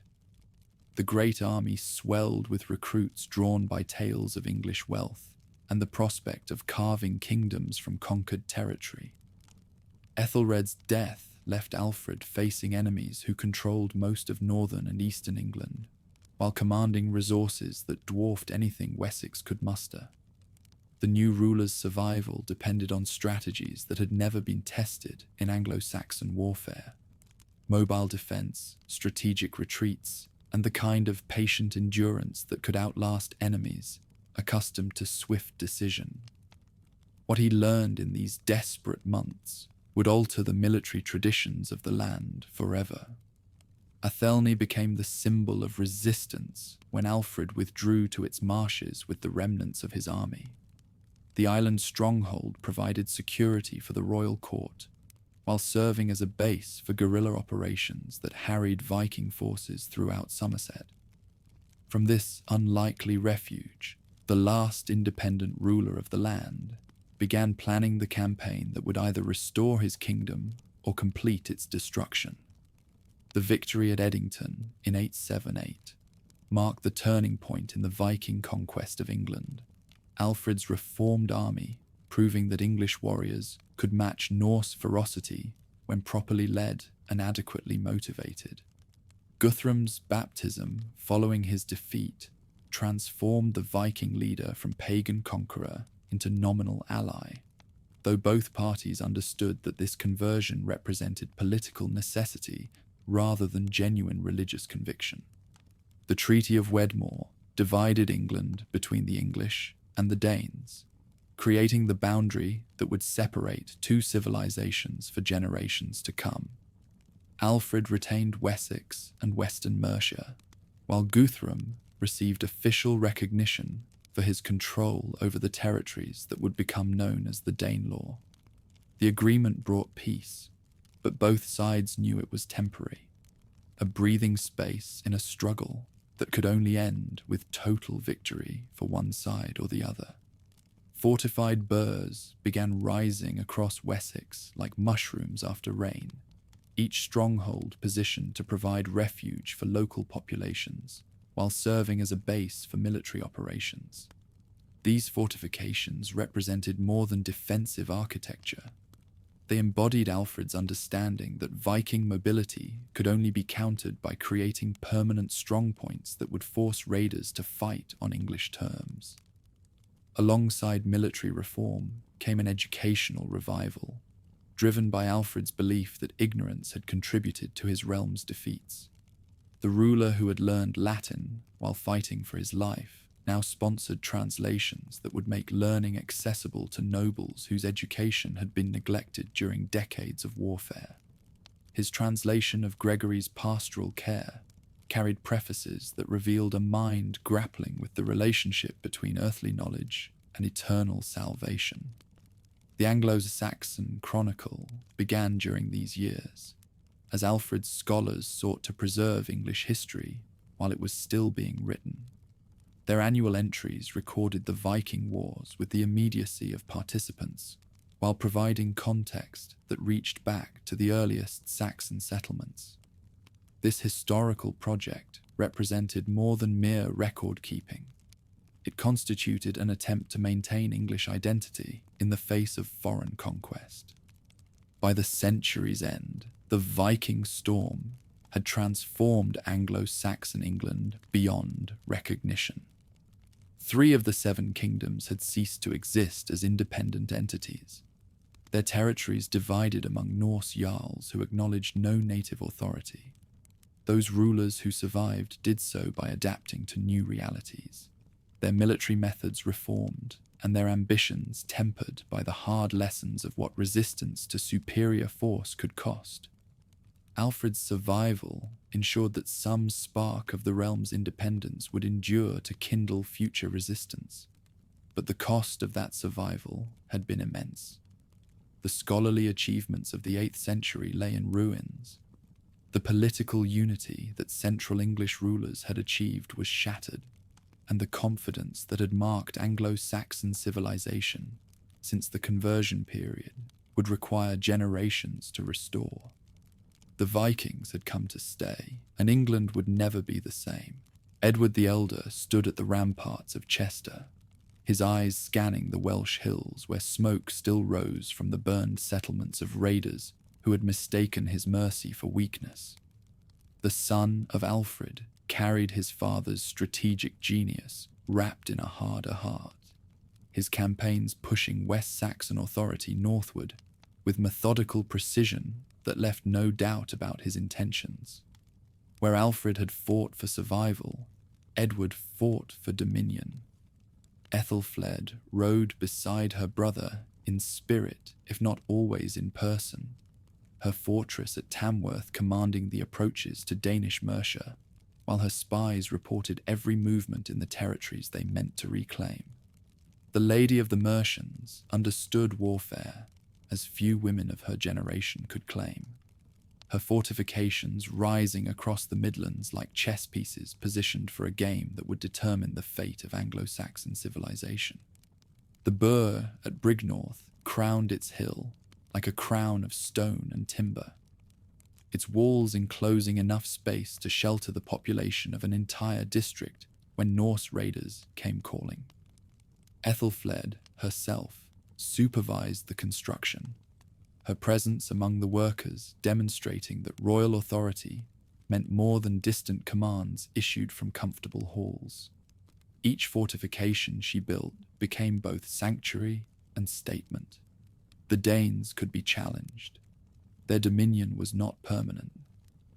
Runcorn's walls rose under her direct supervision, the fortress positioned to control river traffic along the Mersey while providing a base for operations deeper into Danish territory. The lady watched as masons fitted stones with the precision of jewelers setting gems, understanding that each perfectly placed block represented another step toward the restoration of native rule. Her engineers had learned their craft from Frankish experts, but the vision that guided their work was purely Anglo-Saxon. Warwick emerged as another jewel in her defensive network, its strategic position commanding the approaches from the north, while serving as a supply depot for armies operating in hostile territory. The fortress housed not just garrison troops, but workshops where smiths forged weapons, according to patterns that combined traditional craftsmanship with innovations learned from captured Danish equipment. Every spear point and sword blade represented both practical necessity and symbolic defiance of foreign occupation. Edward's campaigns followed patterns established during his father's desperate years, but applied them with the confidence of a ruler who commanded superior resources. His armies struck swiftly at isolated Danish positions, withdrew before superior forces could concentrate against them, then returned when enemies least expected renewed assault. The tactics that had once preserved Wessex now served to expand its boundaries beyond anything previous rulers had imagined possible. Derby fell to the combined forces of brother and sister in 917, its capture marking the first major breakthrough in the systematic reconquest of the Danelaw. The city that had served as one of the 5 boroughs found itself surrounded by West Saxon and Mercian forces whose coordination revealed months of careful planning. When the gates finally opened, they revealed not just military victory, but the beginning of a new phase in the struggle for supremacy. The siege had lasted 3 weeks, each day bringing fresh evidence that Danish resolve was crumbling under pressure that never relented. Edward's engineers had positioned siege engines with mathematical precision, their stone-throwing devices reducing sections of wall to rubble while crossbowmen prevented effective repairs. Inside the city, food supplies dwindled as the population realized that no relief force would arrive to break the encirclement. Danish jarls who had ruled Derby for generations found themselves facing a choice between honorable death and pragmatic submission. Thurfirth, the jarl, chose exile over execution, loading his family's treasures onto carts, while his warriors debated whether to follow their lord into uncertain futures or seek terms with the conquerors. The decision split families and destroyed friendships, its effects rippling through the Danish community for years to come. Nottingham surrendered without a siege when its Danish inhabitants realized that resistance meant destruction, while submission offered the chance to retain their lands and lives. The pragmatic calculation that saved the city demonstrated how thoroughly the military balance had shifted. Where once Norse jarls had commanded from positions of strength, now they negotiated from weakness with rulers who held both initiative and superior resources. The surrender ceremony in Nottingham's Great Hall revealed the complexity of emotions that accompanied conquest and submission. Danish nobles knelt before Edward while retaining their dignity, their formal words of allegiance masking calculations about future opportunities for revenge or advancement. The conqueror accepted their oaths with the understanding that loyalty purchased through fear required constant vigilance to maintain. Stamford's walls bore scars from the brief assault that preceded its surrender, the damage serving as permanent reminder of what happened to communities that chose resistance over negotiation. The town's merchants had calculated correctly that their prosperity depended more on peaceful trade than heroic gestures, their quick submission earning them favorable terms that preserved both lives and properties. Market stalls reopened within days of the conquest, their owners adapting to new rulers with the flexibility that commerce demanded. York remained beyond immediate reach, its Danish rulers still powerful enough to threaten any force that advanced too far north without adequate preparation. Heptarchy commanded warriors whose loyalty to Norse traditions ran deeper than mere political convenience, while his marriage connections to Dublin's rulers promised reinforcements that could tip any balance back towards Scandinavian advantage. The northern capital would require different strategies than those that had succeeded in the Midlands.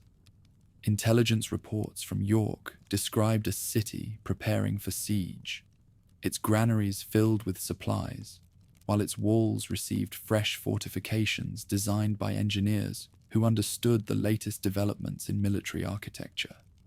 Heptarchy had learned from the defeats of his southern neighbours, his preparations demonstrating that the northern kingdom would not fall as easily as Derby or Nottingham had yielded to southern pressure. Leicester opened its gates to Edward's forces in 918, completing the liberation of the Eastern Midlands and demonstrating that systematic pressure could accomplish what dramatic gestures might not achieve. The city's submission brought more than strategic advantage. It provided the resources and population needed to consolidate gains while preparing for the next phase of expansion. The celebration feast in Leicester's royal hall brought together Danish nobles who had chosen submission and Anglo-Saxon commanders who had led the victorious armies.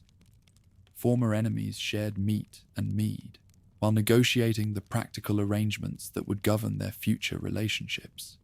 Intermarriage between Danish heiresses and West Saxon nobles began creating bonds that transcended the ethnic divisions which had once seemed absolute.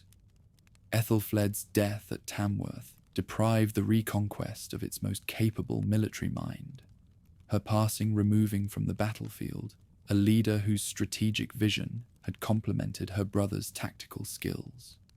The Lady of the Mercians died before seeing the completion of her work, but her fortifications would continue serving the cause of unification long after her body rested in Gloucester's royal cemetery.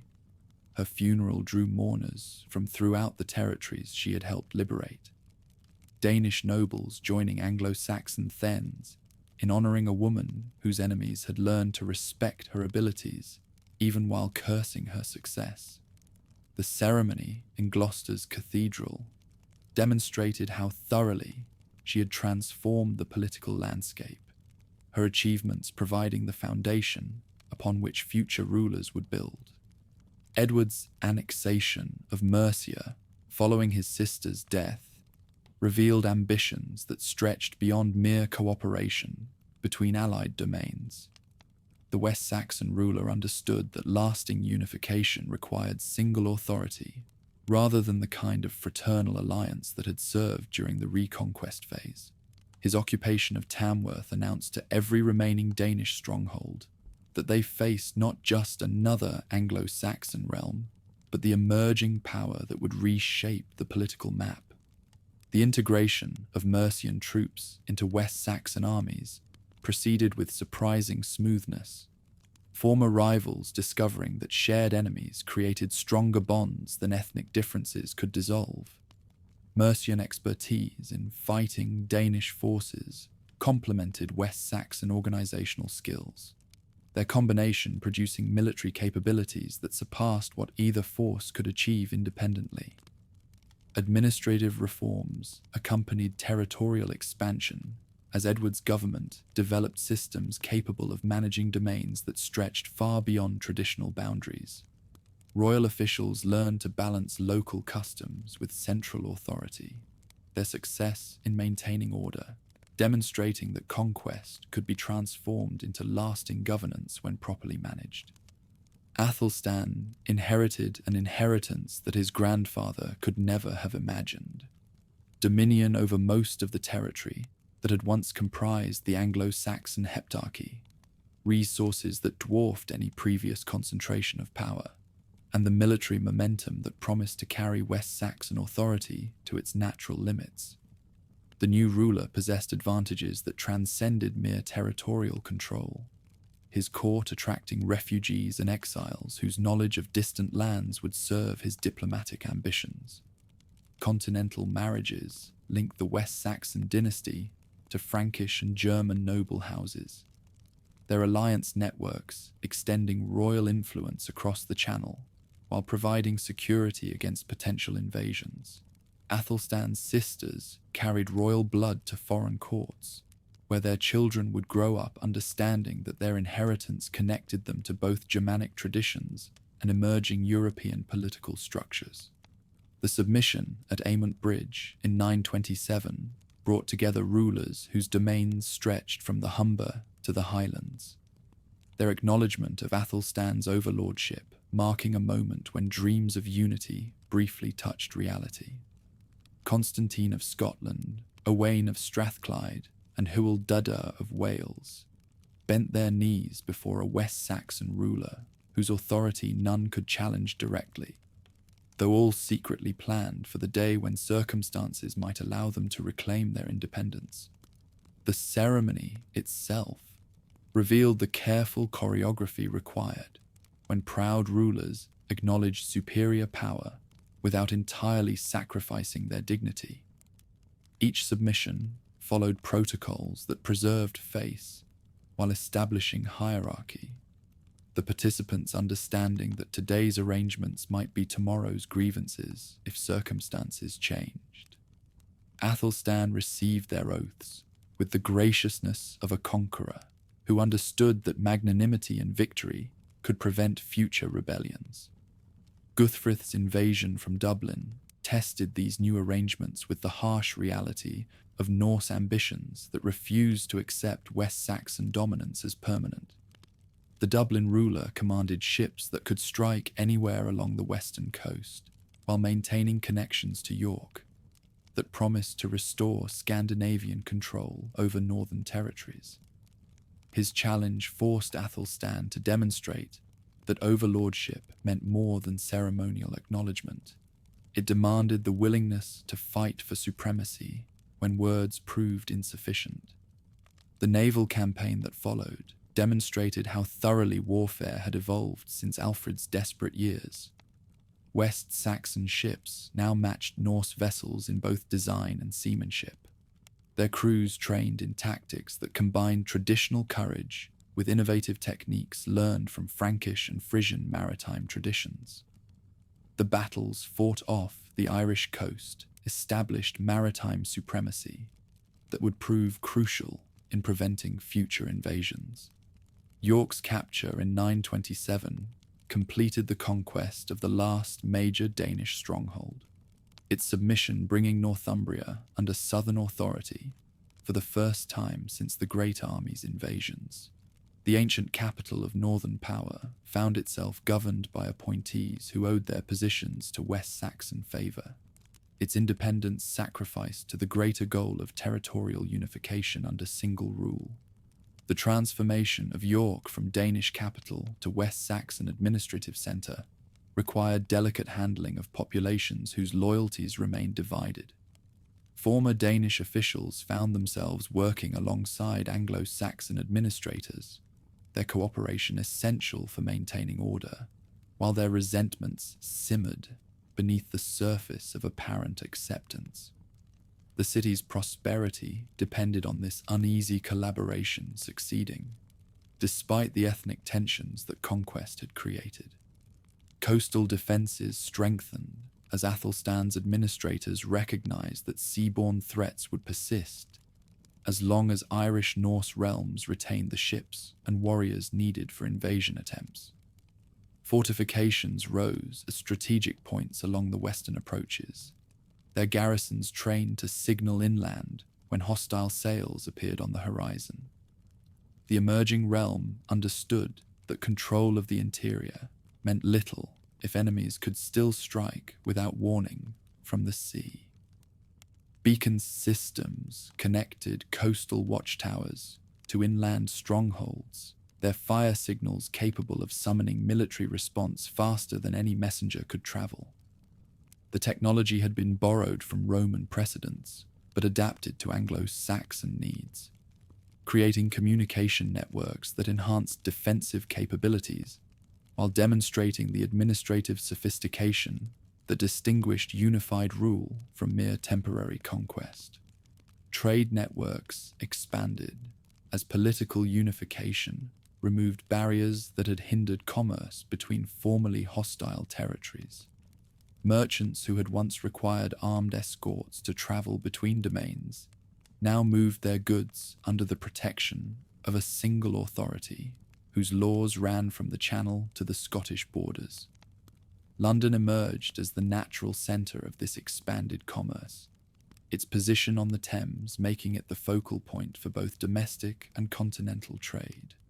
Silver coins bearing Athelstan's image circulated throughout the unified territories, their consistent weight and purity facilitating transactions while proclaiming royal authority in every market town. The monetary system that emerged from unification created economic integration that complemented political control, binding formerly separate regions together through networks of debt, credit, and commercial obligation that transcended ethnic boundaries. Continental connections deepened as Athelstan's court established diplomatic relationships that reflected the realm's new status among European powers. Marriage negotiations with Frankish nobles demonstrated that West Saxon authority commanded respect beyond the Channel, while religious connections to Rome brought prestige that enhanced the legitimacy of unified rule.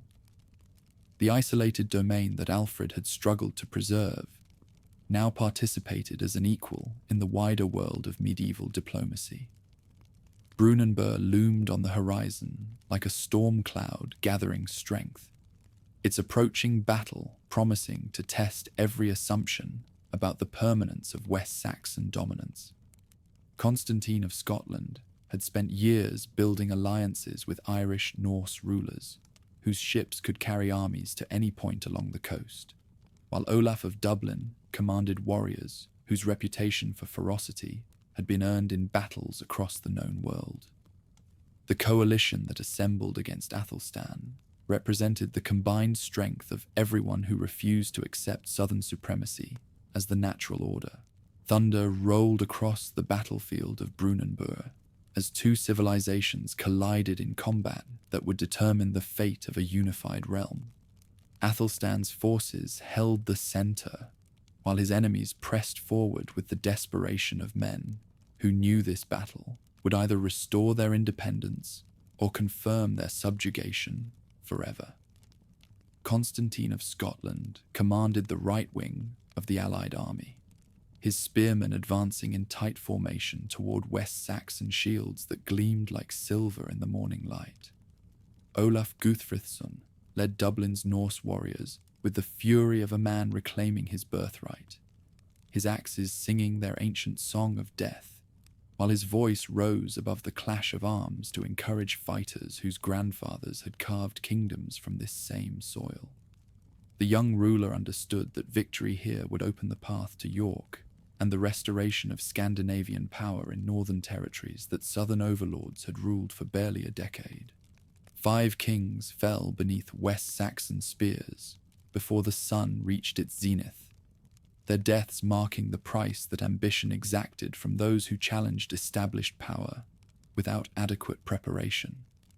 Among the slain lay princes whose names would have echoed through generations if fortune had favored their cause, their bodies testament to the reality that courage alone could not overcome superior organization and battlefield discipline. The pursuit continued long after resistance collapsed. Athelstan's cavalry hunting down enemies who had abandoned formation in desperate attempts to reach ships waiting along distant coasts. Few of those who fled the field would see their homelands again, their bones destined to whiten on English soil, while their families mourned losses that could never be recovered. The battle's aftermath demonstrated that decisive victory required not just winning the fight, but ensuring that defeated enemies lacked the strength to threaten future peace. Constantine retreated across the border with the remnant of his army, his dreams of southern expansion shattered against West Saxon resolve that had proven stronger than the combined forces of his coalition could break. The Scottish ruler would spend his remaining years consolidating power within his reduced territories, while nursing grievances that would poison relations between the kingdoms for generations to come. Dublin's influence in northern affairs waned as Olaf's defeat removed the last serious challenge to southern hegemony over territories that had once acknowledged Scandinavian overlordship. The Irish Norse kingdom would continue sending raiders across the narrow seas, but their expeditions lacked the strength to threaten unified resistance or the coordination needed to establish permanent footholds on hostile shores. Edgar inherited a realm at the height of its power, his coronation at Bath attended by rulers whose submission acknowledged realities that Brunanburh had established beyond challenge. The ceremony itself proclaimed imperial ambitions through rituals borrowed from continental precedents, the young ruler's anointing marking his elevation above mere tribal kingship towards something approaching the dignity that Roman emperors had once claimed. The famous scene at Chester, where 8 kings supposedly rowed Edgar's barge along the River Dee, embodied the mythology that surrounded unified rule, even if its historical accuracy remained questionable. Whether the event occurred exactly as chroniclers described mattered less than its symbolic significance. The image of subordinate rulers serving as oarsmen captured popular imagination, while demonstrating the extent to which Southern authority had transformed the political landscape. Monastic reform flourished under Edgar's patronage as religious communities that had survived the Danish invasions received royal support for expansion and renewal. Dunstan of Canterbury led efforts to restore discipline and learning to foundations that had grown lax during the years of warfare, while Ethelwald of Winchester established new communities whose scholarly activities would influence European intellectual development for centuries to come. The Regularis Concordia created unified standards for monastic observance throughout the realm, its regulations ensuring that religious communities followed consistent practices while acknowledging royal authority over ecclesiastical appointments. The document represented more than religious reform. It established mechanisms through which secular power could influence spiritual life, while drawing upon religious legitimacy to strengthen temporal authority. Economic prosperity accompanied political stability as trade networks flourished under protection that extended from the Channel to the Scottish borders. London's position as the commercial heart of the unified realm attracted merchants from across Europe, their activities generating revenues that supported both royal administration and military preparations against future threats. Silver flowed into royal treasuries from tolls, taxes, and tribute payments that demonstrated the economic advantages of unified rule. Coinage standardization reached new levels of sophistication under Edgar's administration, his silver pennies circulating throughout territories where local currencies had once reflected political fragmentation. The monetary system that emerged created economic integration that complemented political unity while providing mechanisms for taxation that previous rulers had never possessed. Legal unification proceeded gradually as royal law extended its authority over populations that retained strong attachments to local customs and traditional practices. The process required careful balance between central authority and regional autonomy, royal judges learning to apply universal principles while respecting local variations that commanded popular loyalty and practical necessity. The 100-court system expanded to encompass territories that had never known such administrative organization, local assemblies becoming instruments through which royal authority reached into the daily lives of farmers and craftsmen. These institutions provided mechanisms for maintaining order while creating networks of obligation that bound diverse populations to centralized government. Ethelred inherited challenges that his predecessors had never faced, Viking raids resuming with intensity that recalled the darkest years of the 9th century. The young ruler's nickname, Unready, meaning ill-advised rather than unprepared, reflected the quality of counsel he received rather than personal failings, though his reign would witness disasters that undid much of what 3 generations had achieved. The renewed Viking threat emerged from changed circumstances in Scandinavia, where population pressure and political consolidation created both the necessity and capability for large-scale expeditions.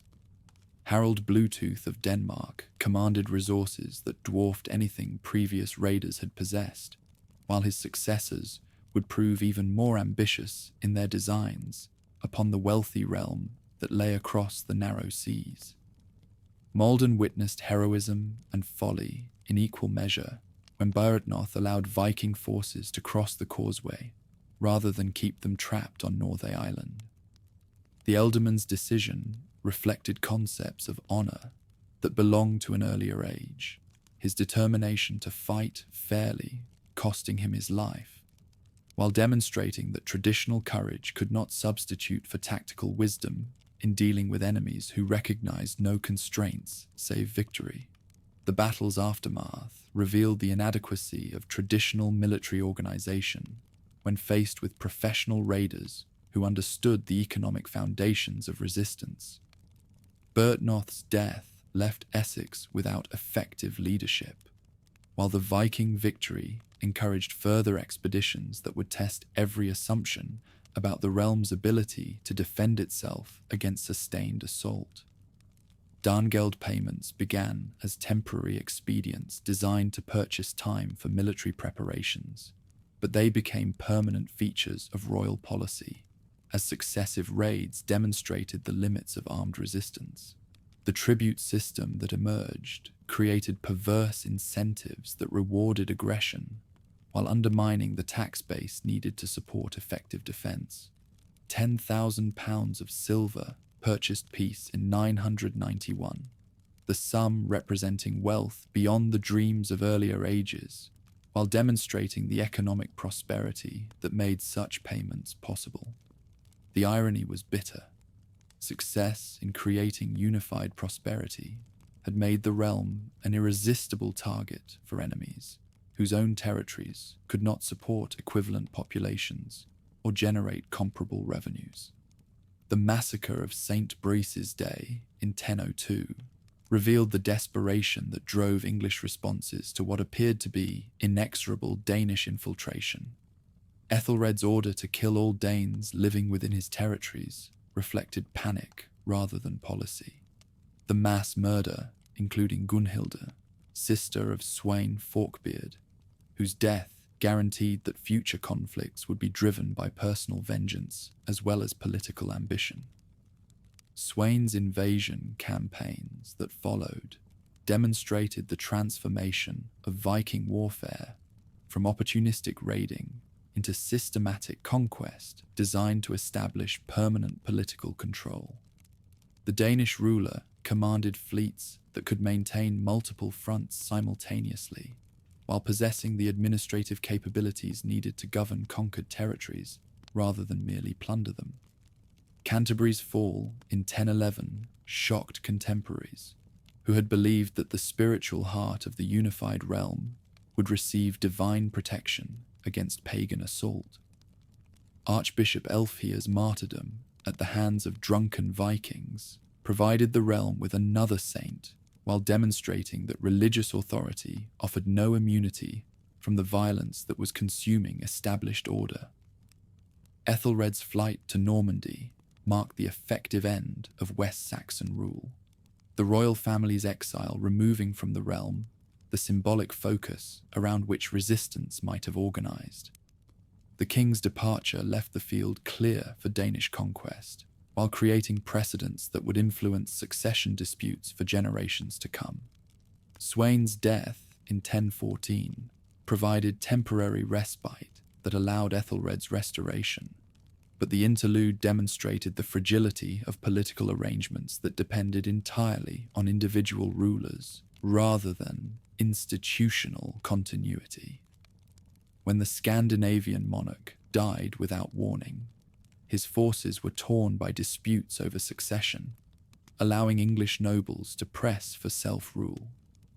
Knut's return with fresh forces ended whatever hope remained for sustained English resistance, the young Norse prince commanding resources that his father had only dreamed of possessing. The new ruler understood that permanent conquest required different methods than those that had served for raiding expeditions. His policies designed to integrate Norse and English populations under unified authority that transcended ethnic divisions. The Battle of Asanden in 1016 completed the Danish conquest, Edmund Ironside's defeat, removing the last effective resistance to Scandinavian rule. The English prince had fought with courage that recalled the great defenders of earlier generations. But courage alone could not overcome the systematic approach that Knut brought to the business of conquest and governance. The agreement at Olney divided the realm between Edmund and Canute, but the English ruler's death within months of the treaty left the Danish prince as sole authority over territories that stretched from the Channel to the Scottish borders. The succession that followed demonstrated how thoroughly traditional political structures had collapsed under the pressure of sustained warfare and foreign invasion. Through his marriage to Emma of Normandy, Knut forged dynastic bonds that shaped European politics for centuries, showing his grasp that lasting legitimacy demanded more than battlefield success. The union linked Scandinavian power to Norman ambitions, while providing both parties with claims that would shape succession disputes long after the original contractors had died. The North Sea Empire that Knut created represented the high point of Scandinavian achievement in medieval Europe, his authority extending over territories that included England, Denmark, Norway, and parts of Sweden. The empire demonstrated what systematic organization could accomplish when applied to conquest and governance, but its existence depended entirely on the personal abilities of its creator. English nobles who had survived the conquest found themselves serving in an administration that valued competence above ethnic origin. Knut's policies creating opportunities for advancement that transcended traditional divisions. The integration that resulted produced a hybrid culture that combined Scandinavian political methods with English administrative traditions, creating governmental systems that influenced European development for generations. During Knut's reign, a synthesis emerged from conquest as Norse legal traditions blended with English precedents, creating systems that acknowledged both Germanic heritage and local custom. The resulting legislation brought stability after years of warfare and set precedents that shaped legal development long after Norse rule ended. In Knut's England, religious patronage reached new heights as he sought to underpin his Christian legitimacy with deeds that surpassed political necessity. His Roman pilgrimage served as a public affirmation of faith, and his monastery donations forged alliances that blended armed rule with sacred authority. The succession crisis that followed Knut's death in 1035 revealed the fragility of personal rule in an age when institutional continuity remained underdeveloped. When Harold Harefoot and Harthacnut took separate shares of their father's legacy, their discord opened space for English nobles to reassert authority and showed that the realm's cohesion had been more illusion than fact. Edward the Confessor's restoration in 1042 marked the return of the West Saxon dynasty, but the realm he inherited bore little resemblance to what his ancestors had governed. 2 decades of Danish rule had transformed political structures, social relationships, and cultural patterns in ways that could not be easily reversed through dynastic change alone. The Godwin family's dominance during Edward's reign demonstrated how thoroughly the balance of power had shifted during the years of foreign rule. Earl Godwin and his sons commanded resources that rivaled royal authority while maintaining networks of support that extended throughout the realm, their position representing the emergence of new aristocratic structures that owed more to Danish precedents than English traditions. Norman influences grew stronger as Edward's reign progressed, his childhood connections to the duchy creating cultural and political ties that would prove decisive in determining succession arrangements. The Norman knights, who began appearing in English service during the 1050s, represented more than mere diplomatic exchange. They constituted the vanguard of changes that would transform the realm more thoroughly than Danish conquest had achieved. The succession crisis that followed Edward's death in 1066 brought to a climax tensions that had been building throughout his reign. Competing claims based on different concepts of legitimacy, creating the conditions for civil war and foreign intervention.